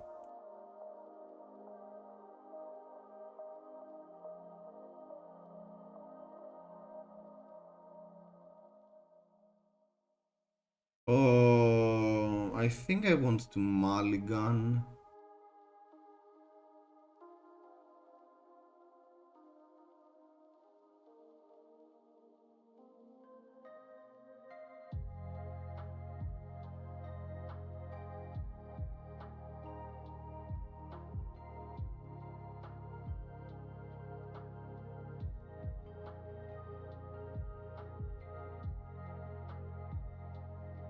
Yeah, spinning pass here. Okay, we got a blue, we got Lord of the Wind. Death Dealer, load the Hit Seeker.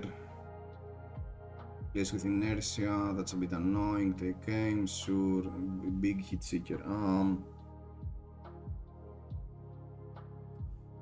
I think I want everything because at worst case we develop the energy spot.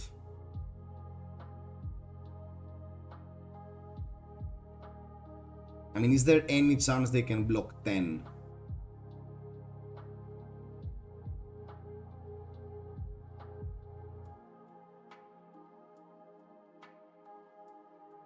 Am I pitching the Lord of the Wind though? I think I'm pitching the Lord of the Wind.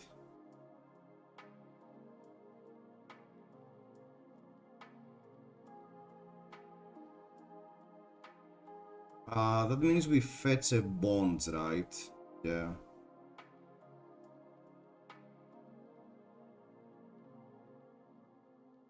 No. No. Yes.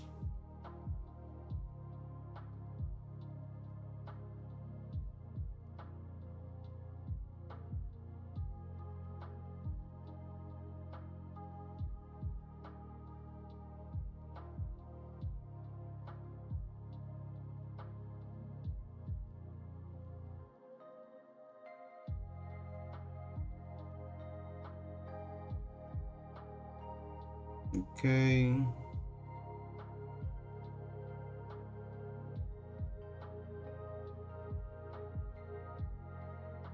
Lynx can fetch. We can pull off a Dishonor. Is it even relevant though?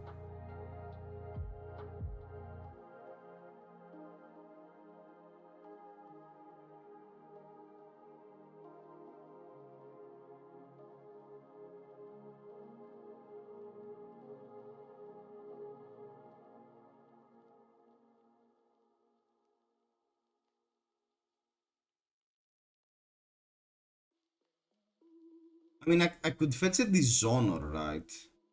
I could have went for the Dishonor.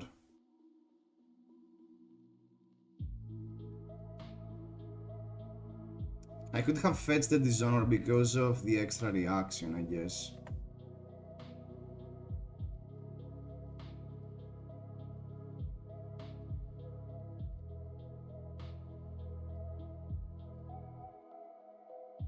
Yeah, Dishonor prevents them from using 3 of a kind. I think we misplayed here. We should have went for Dishonor.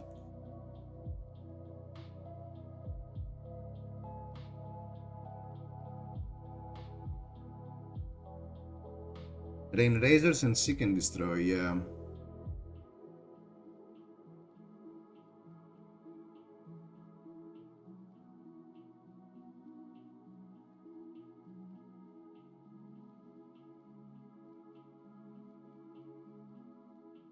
I don't think they will threaten lethal the next turn, so we have exactly 1 turn to set up.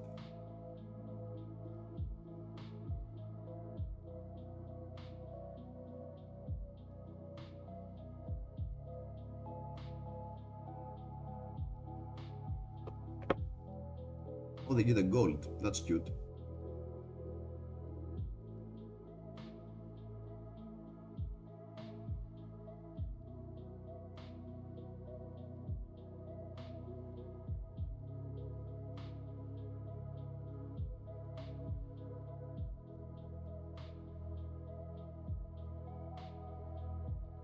Should we block 1 more turn?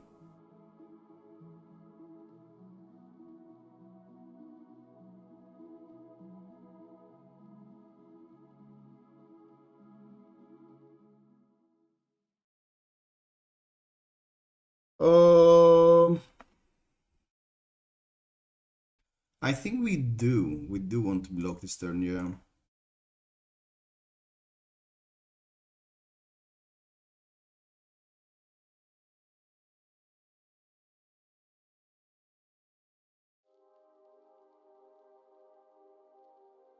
Ah. If we only had the equipment here. Okay. So the question is, can they deal 19?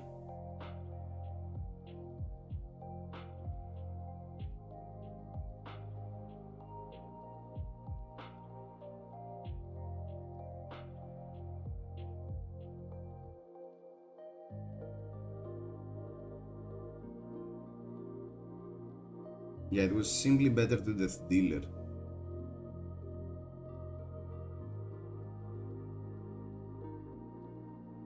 Okay.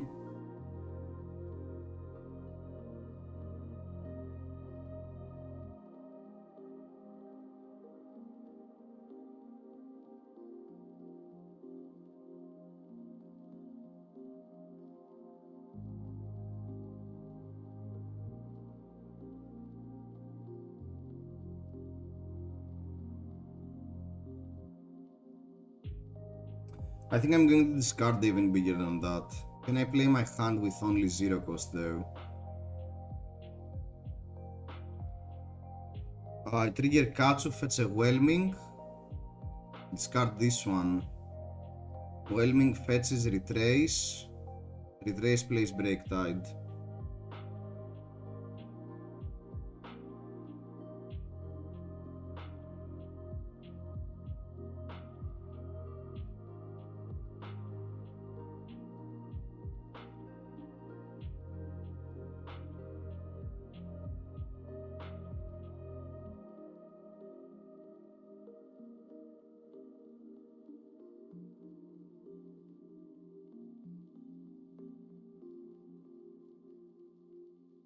So, Breeze, yes. Mask of the Pouncing Lynx. Or Retrace.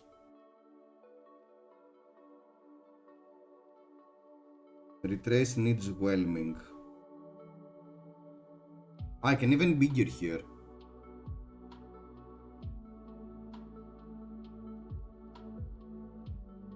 I can even bigger here. Yeah, the chances of missing with opt 3 are quite low. So we got a free retrace.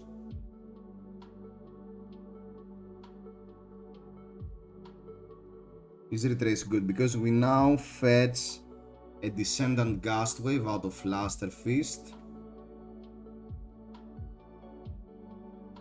And then we bonds for Whelming. We get the retrace. We play.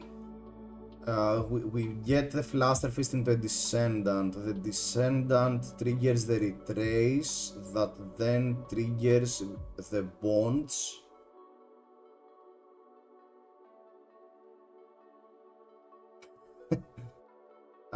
We get the Bad Gust Wave. Bad Gust Wave into retrace. A retrace fetches. No, I think that means we should kick away the Break Tide. So, can we double bond somehow here?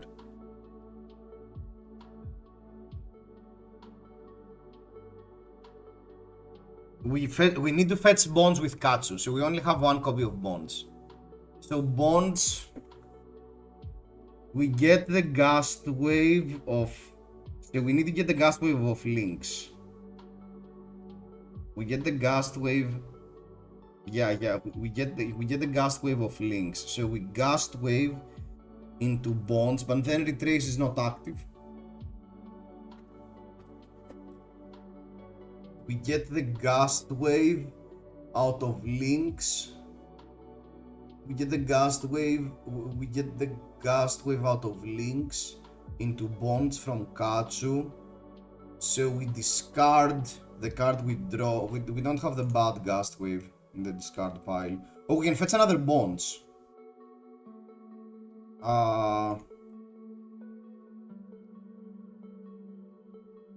We can fetch another bonds.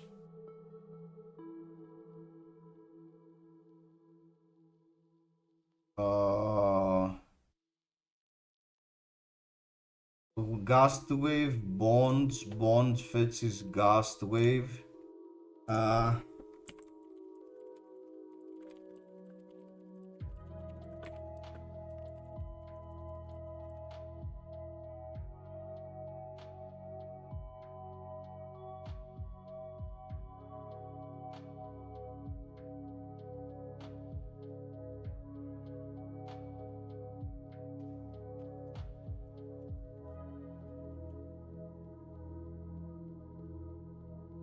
I fetch.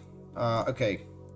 We get the Whelming. The Katsu discards the Flaster Fist. We play bonds. Bonds. Yeah, that's the line. We get the retrace. So we get the Gust Wave. The Katsu brings bonds out of Flaster Fist. We play Gust Wave bonds into Gust Wave that brings another one. Yeah, okay. That's the line. No, we end with Break Tide. Flaster Fist is more damage. Okay, we submit the opt like that. I destroy Mask of the Pouncing Lynx. We need to fetch. Oh, we don't have the. Don't have the yellow Gust Wave. We are missing one damage. We get the Gust Wave.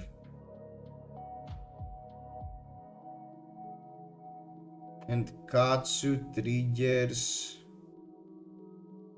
So we Gust Wave bonds, Gust Wave something Break Tide. They've already blocked twice. I'll play the Break Tide.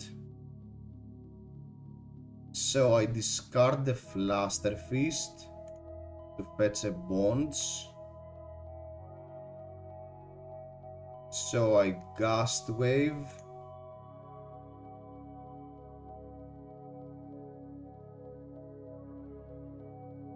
Blaster was more, yeah. So we Bonds into Gust Wave.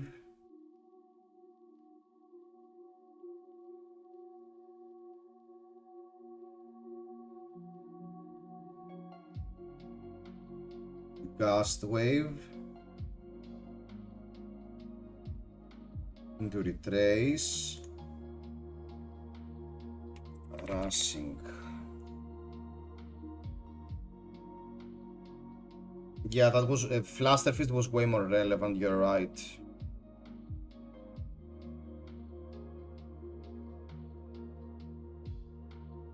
Yeah, because that here would threaten lethal. That here, this attack here would threaten lethal. Oh, another two.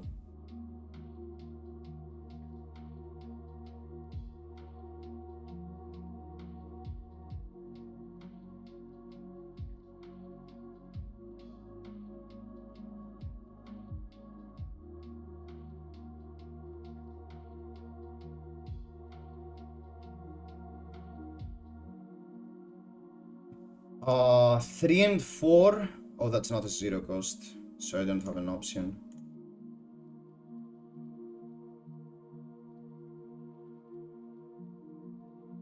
Yeah, Flaster prop. So the break tide effectively did 7. The Flaster would be at least 9. Flaster was strictly better. But we had the higher potential of getting another zero cost, but we also had the chance of completely missing.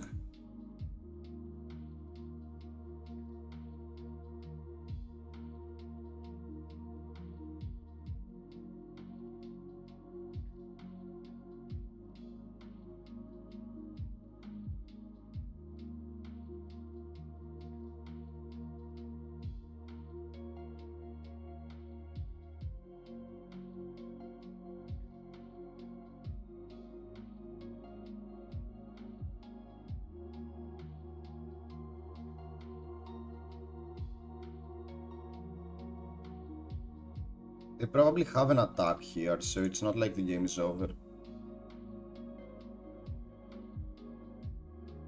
Well, if they passed, yeah, the game is over.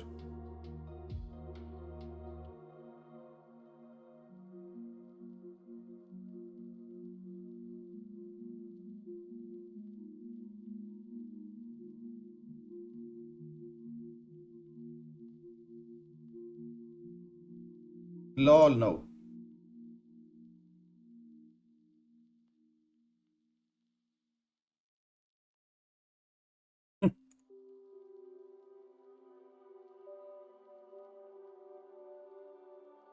Yeah, I think that turn was game.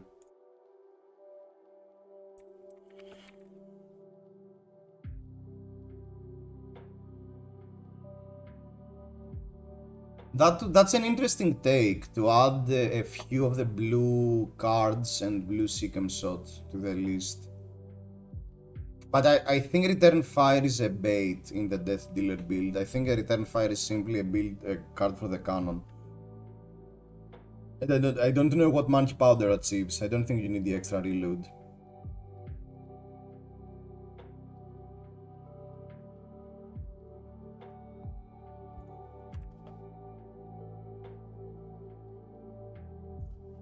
Oh, we had the Uzu reloaded.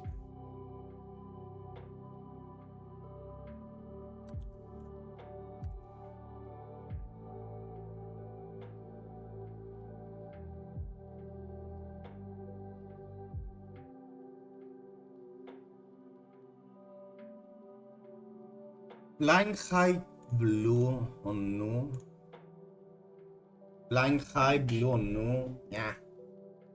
Pretty irrelevant. We already have his, and we don't even run all the copies. Okay, this is the deck where we bring momentum.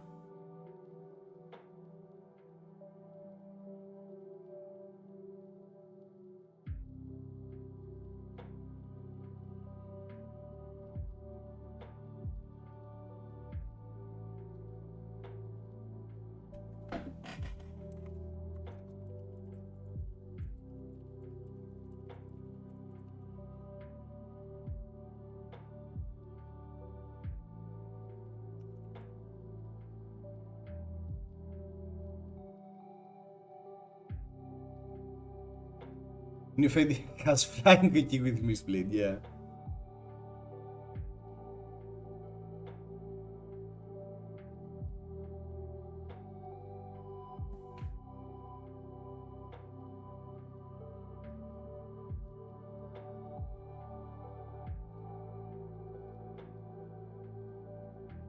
Hardened Traveler, okay. The problem with this one is that you don't have many attack action cards.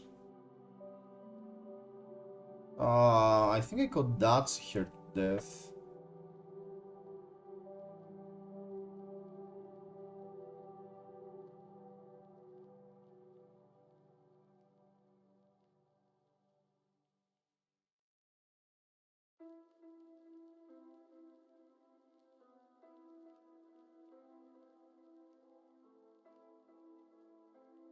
I think I simply play the even bigger than that now.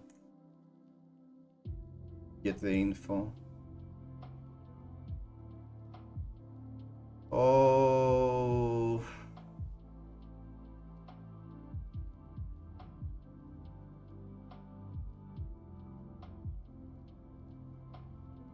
That was a punt, I guess. Or we can attack for face. I think I simply Arsenal a Bonds.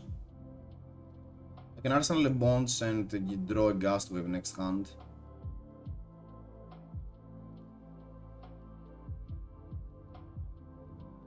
But they draw the Gust Wave as well.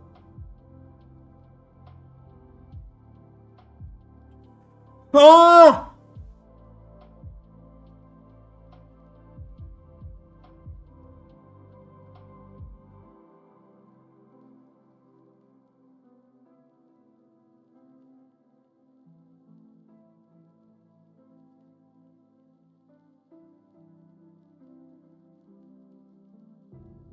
Draw Katsu for spinning wheel kick, I guess.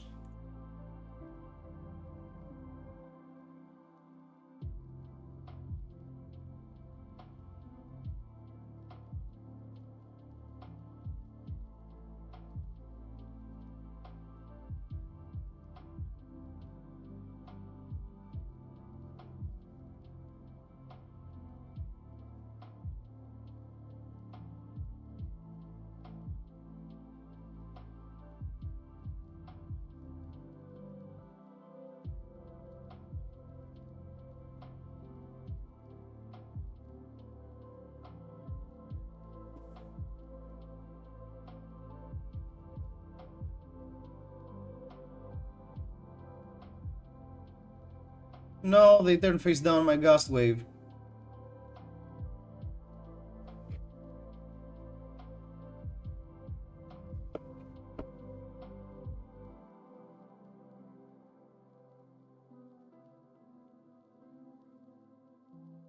Paddle faster!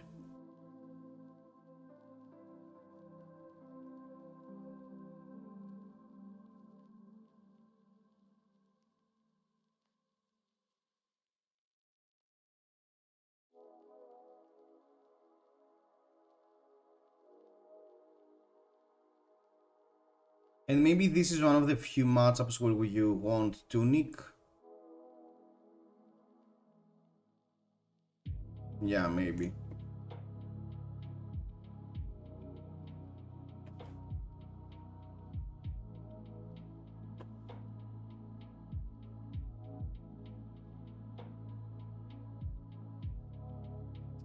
I can fetch a slightly better card, but I think fatigue is a thing in this matchup.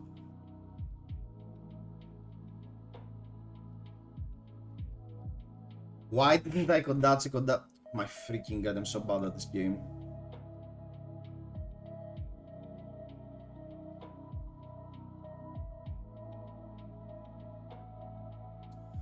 We should have definitely Kodachi Kodachi 4, because now they simply block and they prevent everything.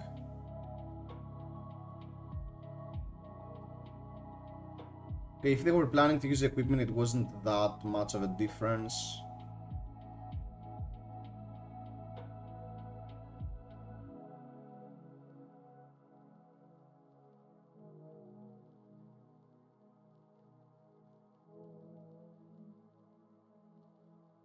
Oh, we can. We want to go for a dishonor. Gravy. Okay. We don't have a zero cost, lol.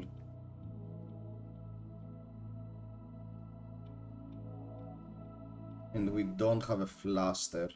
I can fetch a gust whip though. And arsenal the other descending. But we don't trigger we don't have any Kodachis this turn.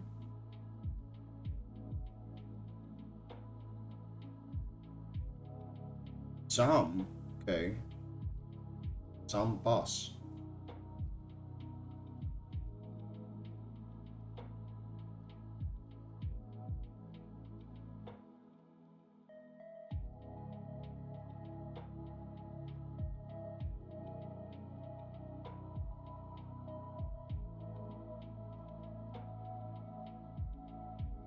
Fiddler's Green, that's interesting. I mean, I can simply kill the Cham now. It seems correct. Oh, I can bonds. What am I even saying?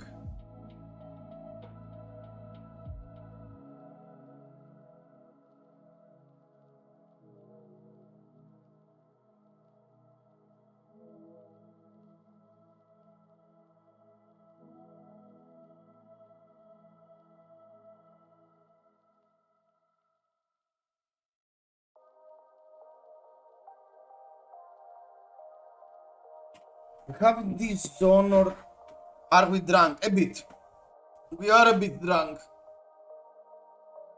We are drunk with power because we are playing Katsu.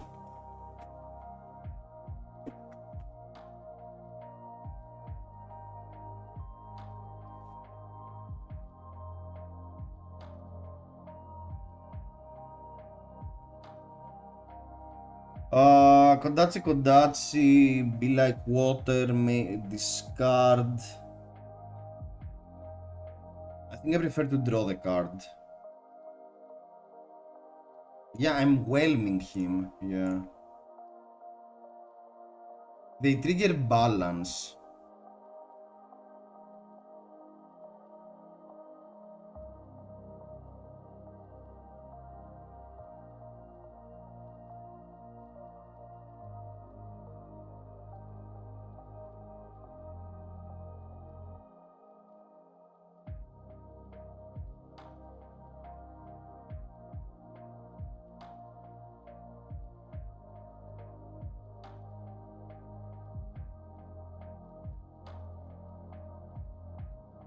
Yeah, the second Kodachi should be face. Okay, we draw, we trigger Katsu, we obviously discard the Flaster Fist.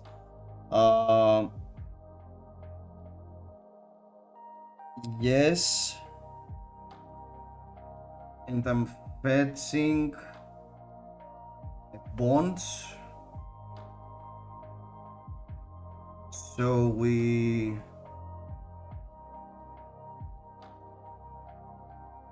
No, we whelming him here. We whelming blue. Whelming blue. Be like water, yes, that's a surging strike.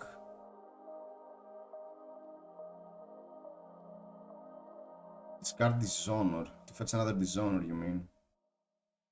Okay. Draw the extra card. Like a god. So we bond. We bond for descendant and we yeah. We bond for Gust with the second wind.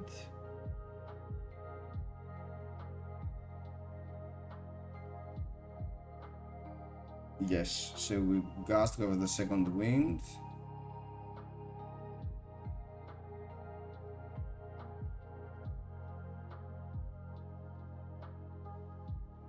If they're using resources now, that will end really bad for them.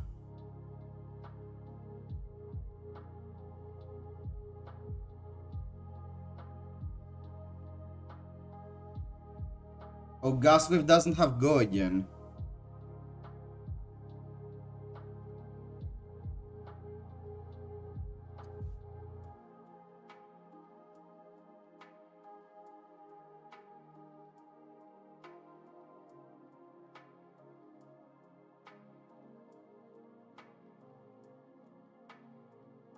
Oh!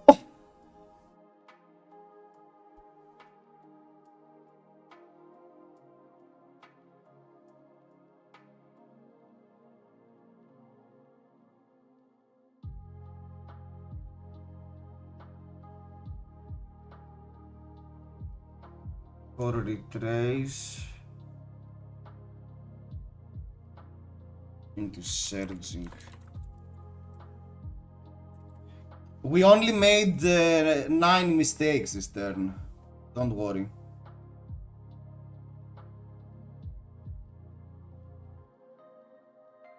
We only made 9 mistakes.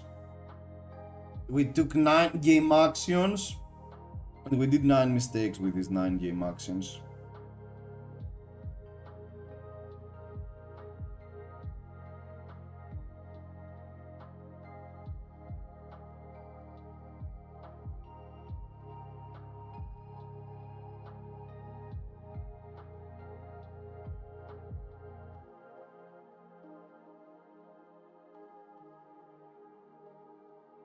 Nine game actions into 9 mistakes. Let's go.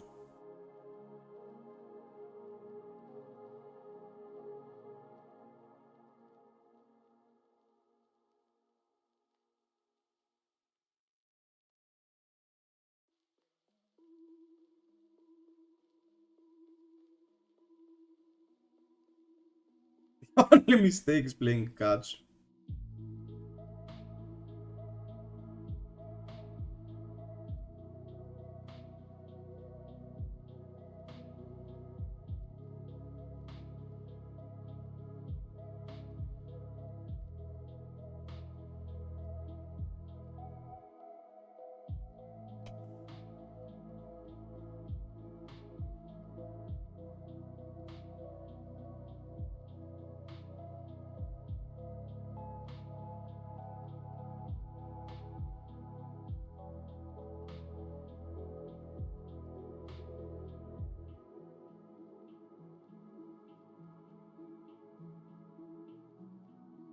Yeah, we need to deal 21 damage with Kodachis, and they run the yellow, the fiddlers.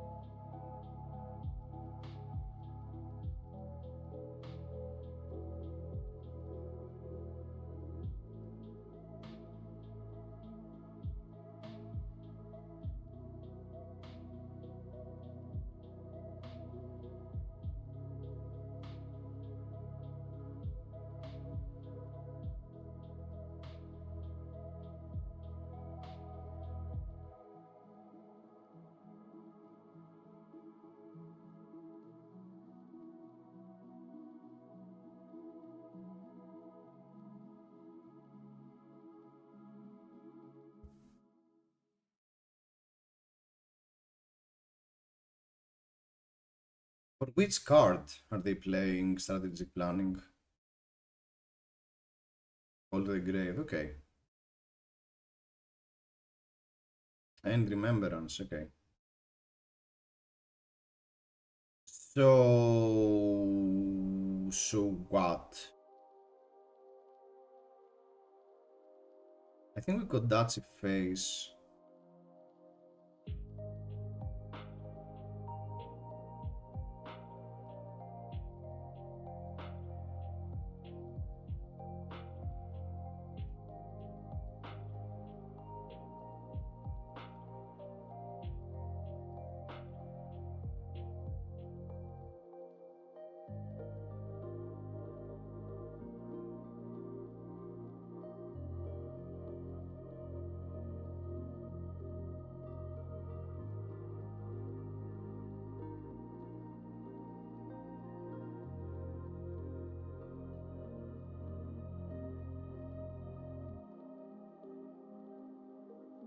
Okay.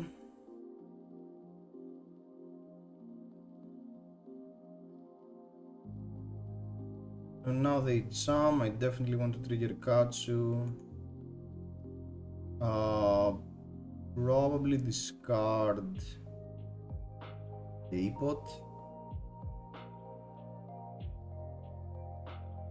for descent. I don't even have another descent. I have one more descendant and the single bonds, but I have a quadrillion surging strikes.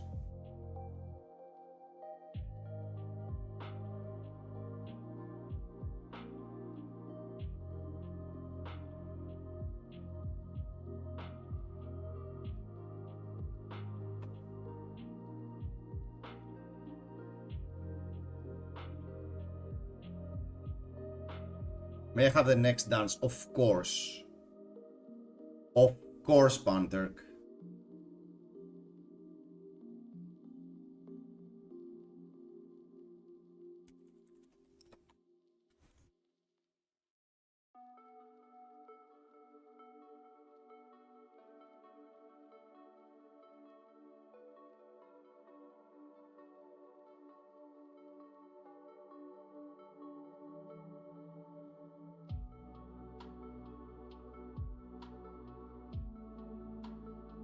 If only we had the boots to get access to go again.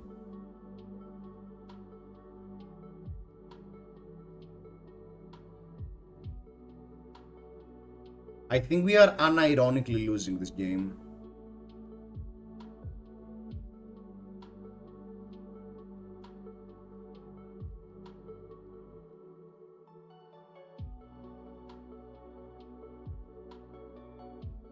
I can't find the go again. I have 1, 2, 3, 4, 5. I can't even play the Ancestral Harmony. I don't have any hits. I'm actually blocking. For God's sake.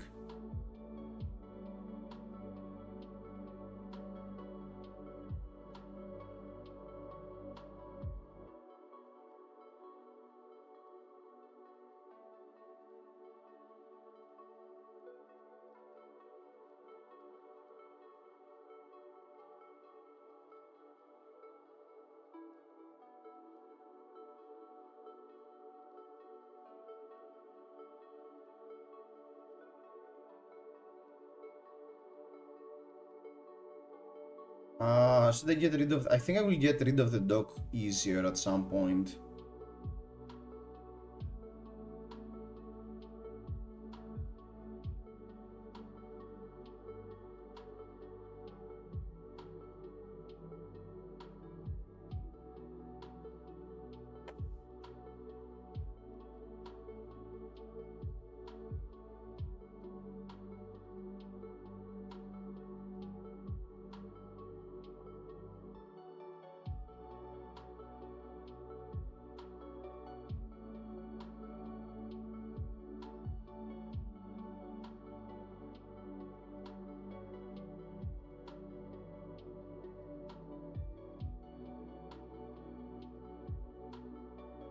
And we can actually Mugensi, huh?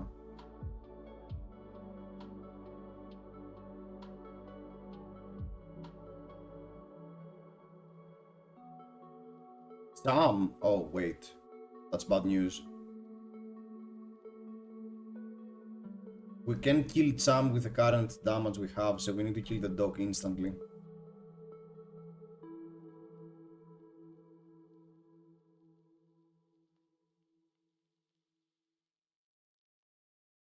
So I need to Mugensi the dog, but I'm losing the Mugensi. Do I have another copy? I think I do.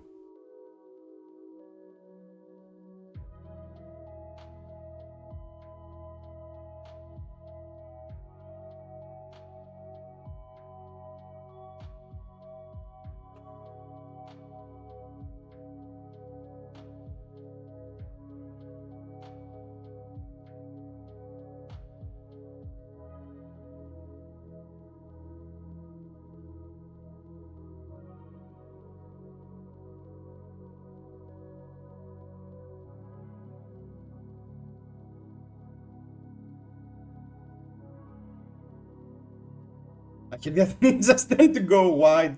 What's up with you? Well, it turns out that if you miss a quadrillion damage, you can't go wide. and you waste the boots for no reason.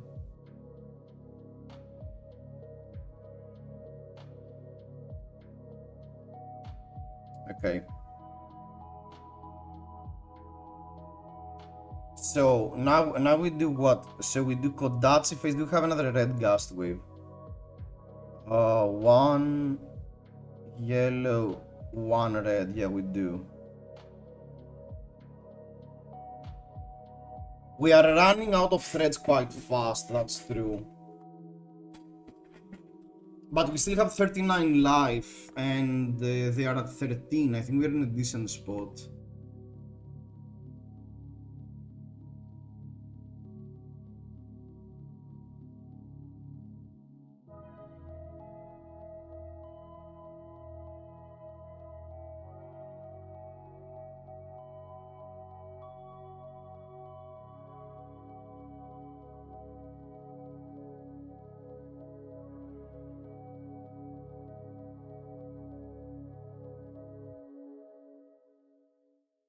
Kodachi phase.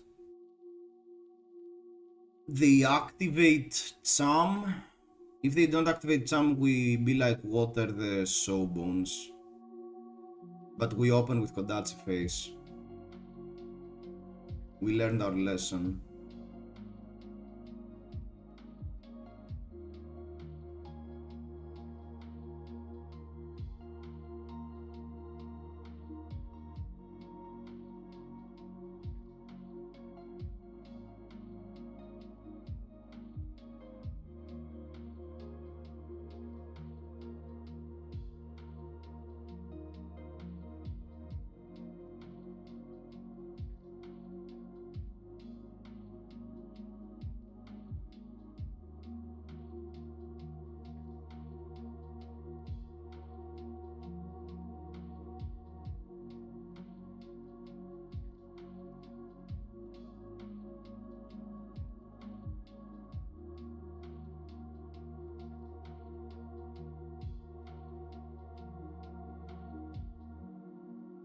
I think no, I think I need to get rid of the retrace because I'm probably discarding the price of agility.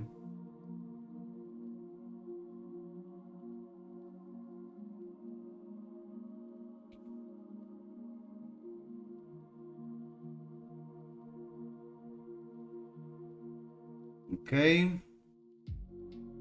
So we be like water the Sawbones.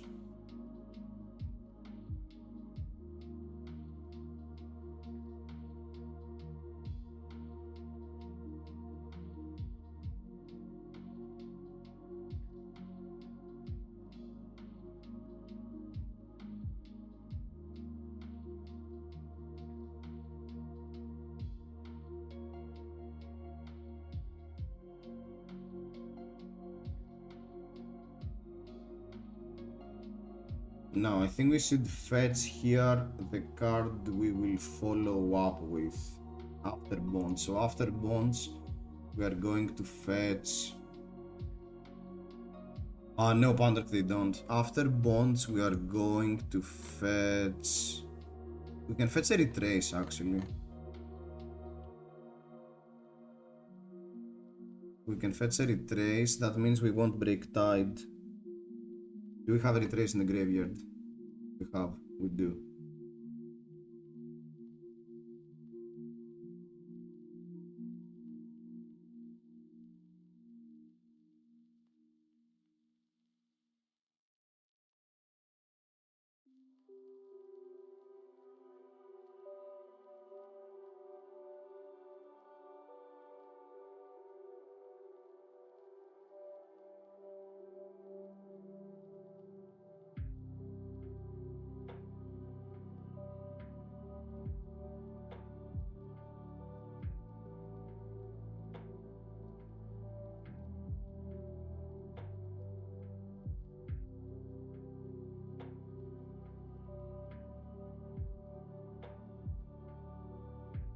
Okay, and now we can't trigger the retrace. Undo, sorry.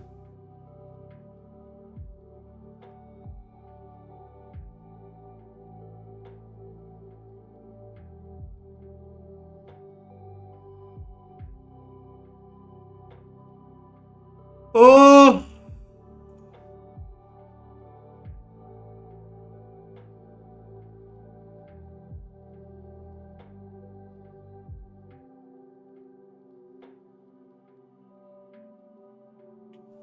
I'm simply tossing cards to the opponent.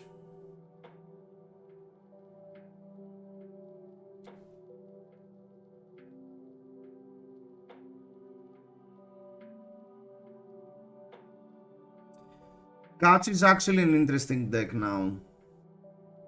Cats is a very interesting deck.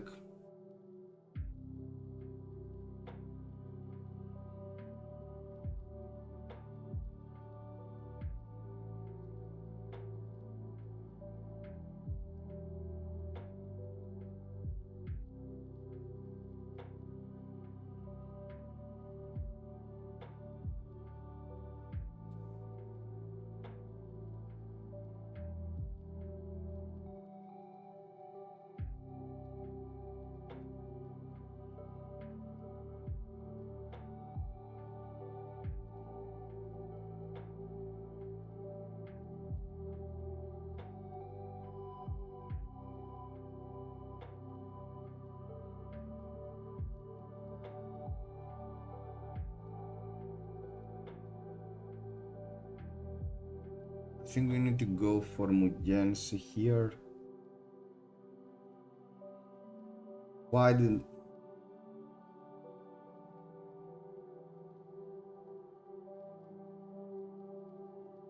Oh!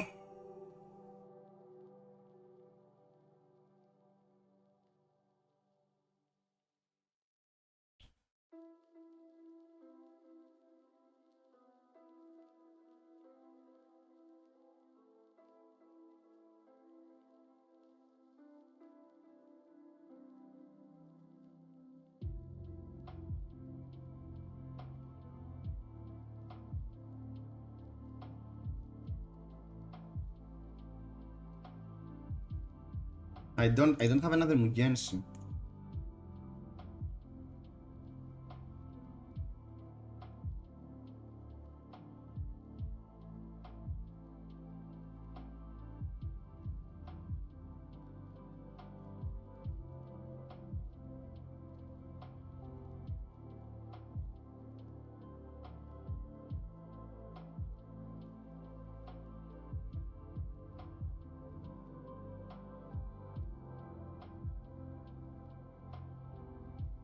Didn't I have a second copy of Mugensi in the main deck?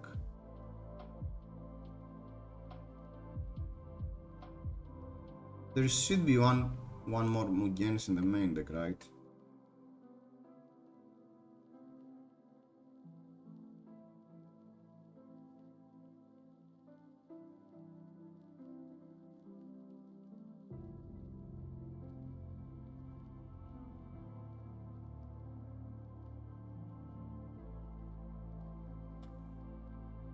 And I think we pass here because we got a trace.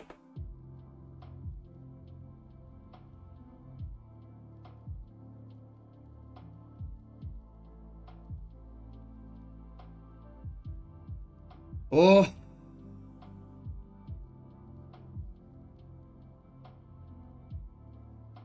We managed to lose this game. Wow.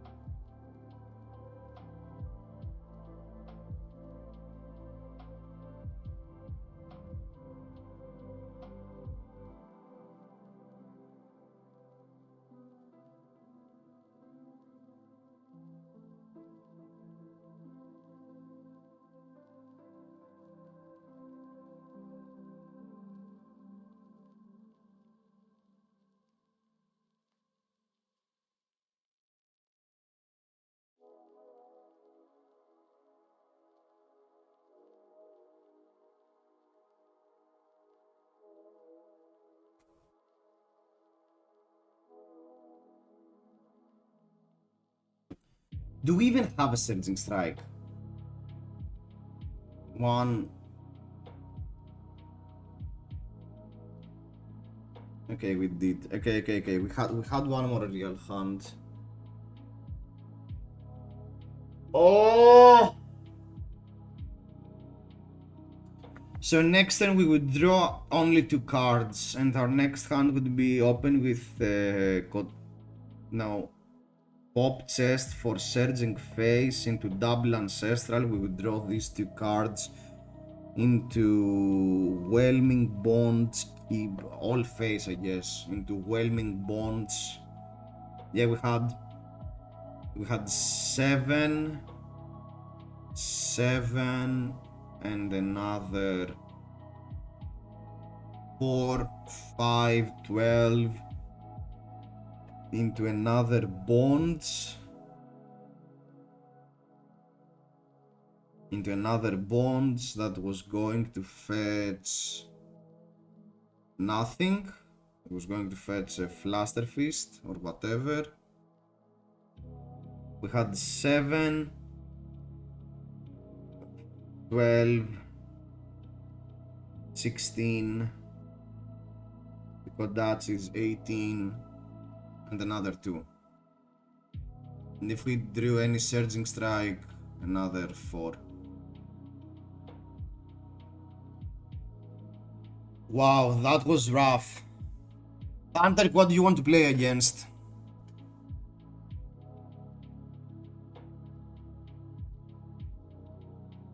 Let's play with Marlin. The Katsu fried my brain.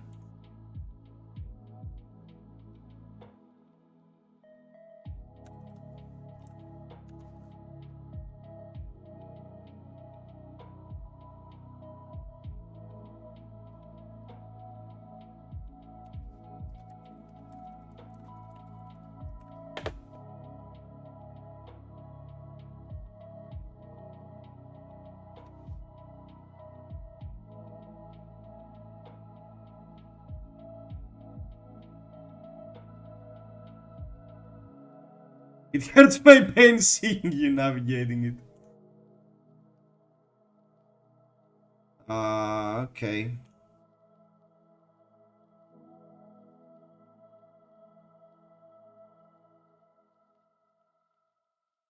I don't even think the quiver is good.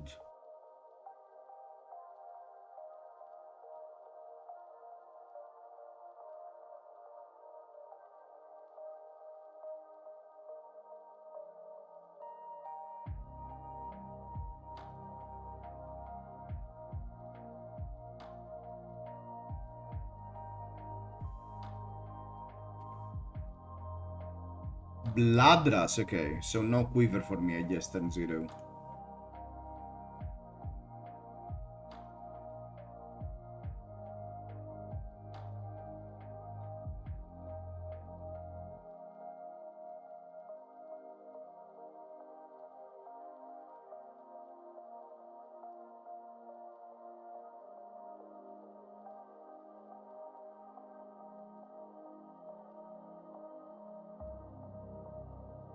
There's Blood Rush in the Mask of the True Brood. Arsenal is for the weak, I agree.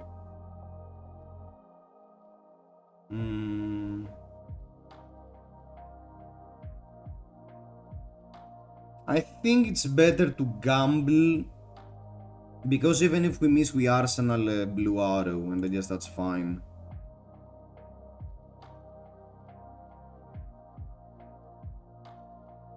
I guess we Arsenal a big trophy shot. And most of the time they only have attacks, they need to not have an attack here to not get screwed.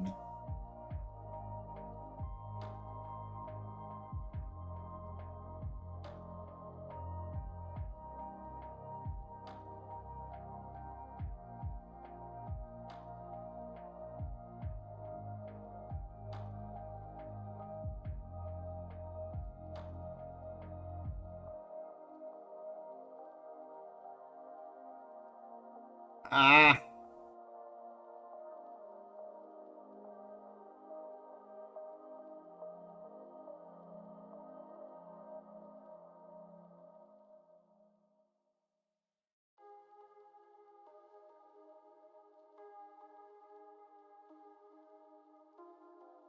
I think we trends here.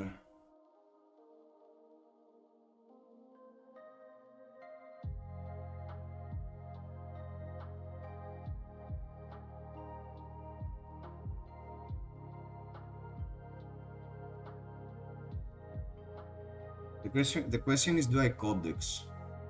I think I do. Oh no, but that arrow has the buff. No, no, no, I do not codex. And next turn I simply want to keep two blues. Keep two blues and either a buff or something like that.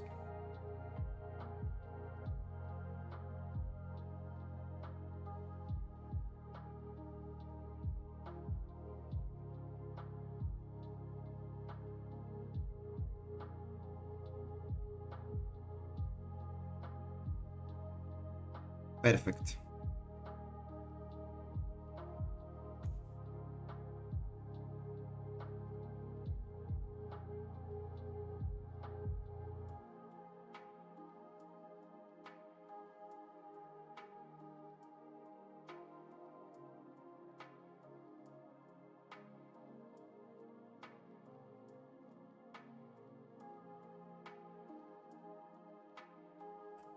Ah, sand packing.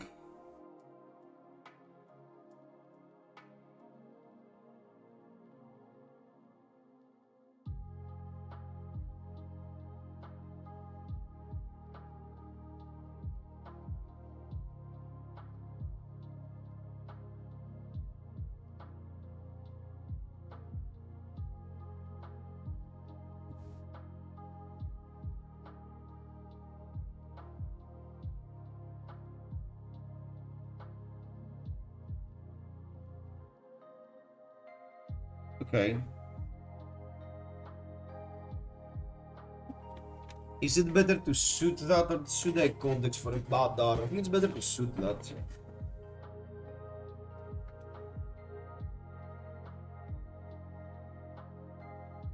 I think I can actually codex for an arrow and keep the King's Harpoon in arsenal. That makes return fire worse, but that gives us a play for next turn.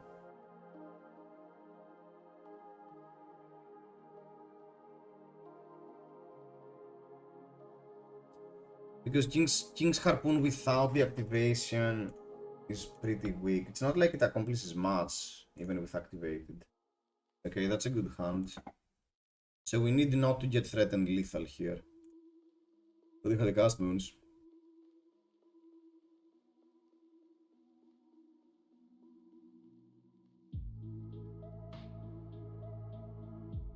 I think I'm going to block with one card.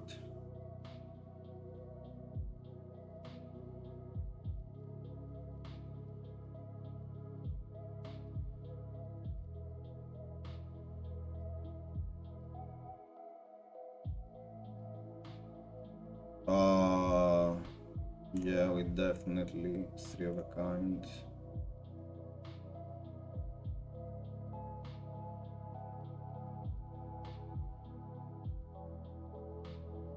Boots. Activate the cannon. Shoot.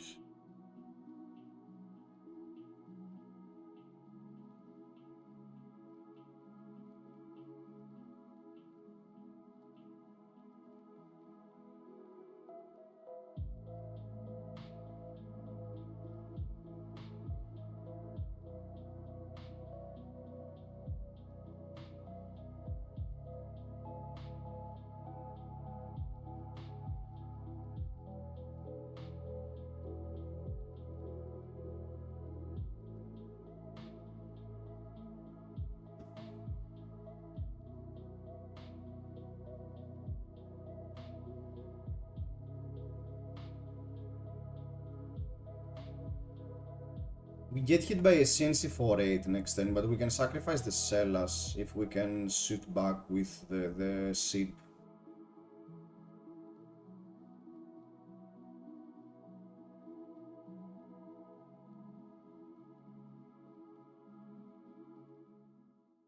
Yeah.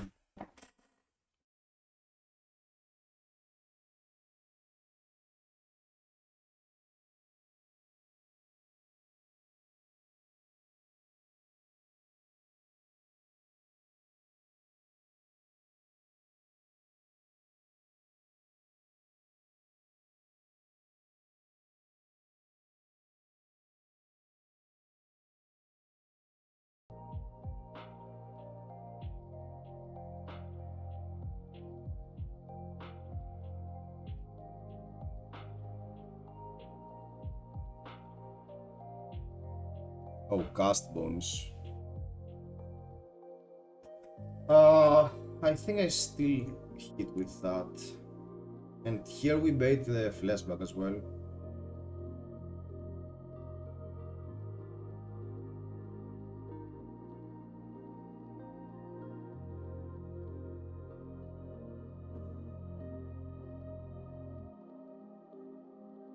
We got a gold.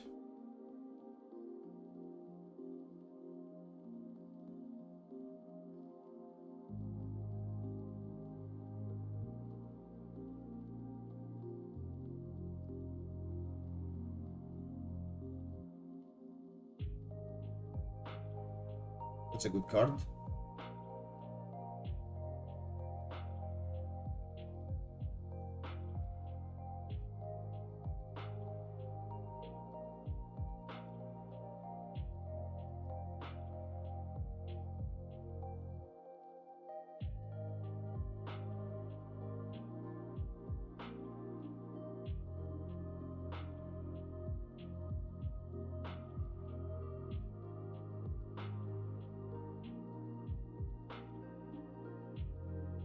Oh, sorry, my bad.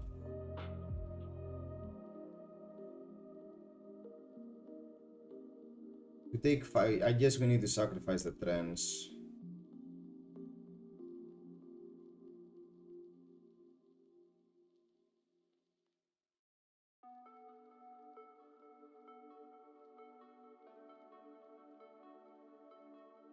No. No.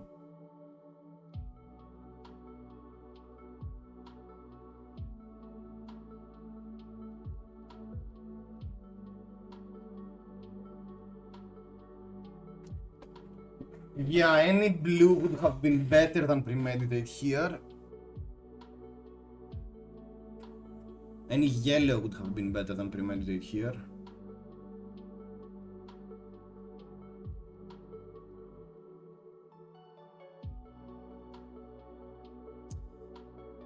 Okay. Uh,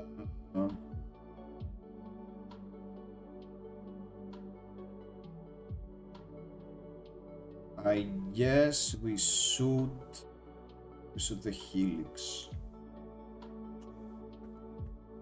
Helix is not lethal though.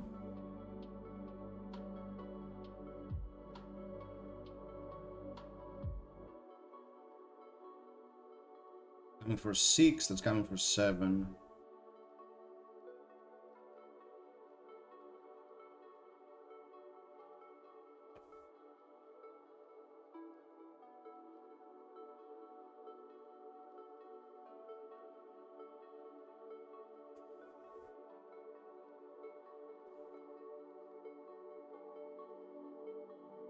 Yeah, maybe we can run red infecting in general. In the premeditate slot.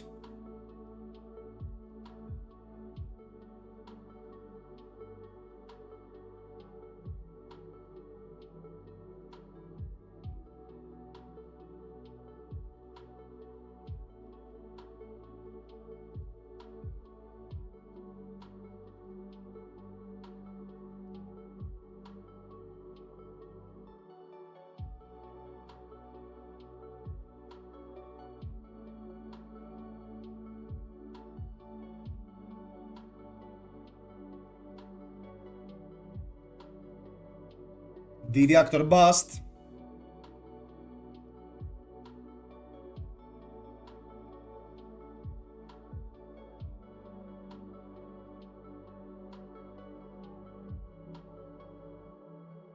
No! Good game.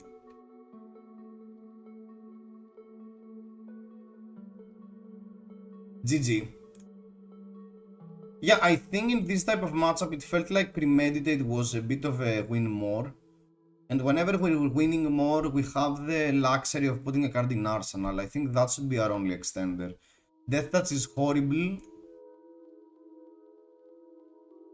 Ranger Brood. I think we can completely cut for infecting. So we have one more arrow that we have one more arrow that's good.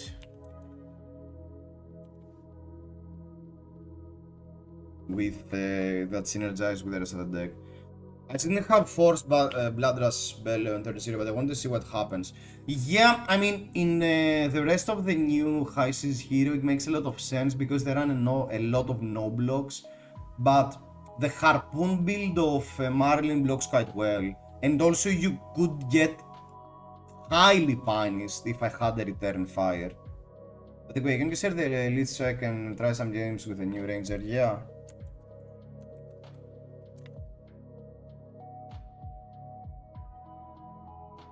Maybe we even add CNC in the main deck, I guess. Yeah, not even the battering. Maybe we even add simply CNC.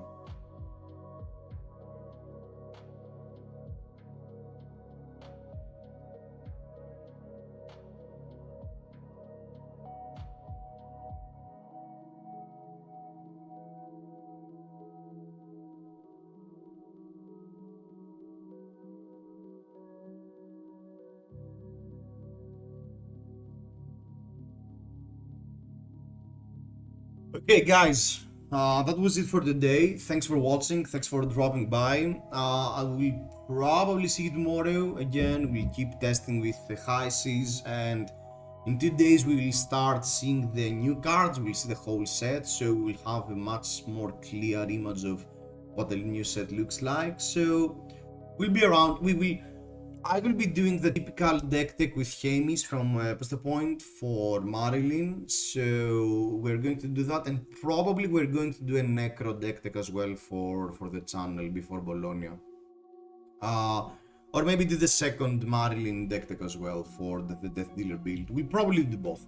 Anyway, thanks for dropping by, have fun, be safe. If you're going to the premiere event, have fun opening new cards, and I'll see you around. See ya.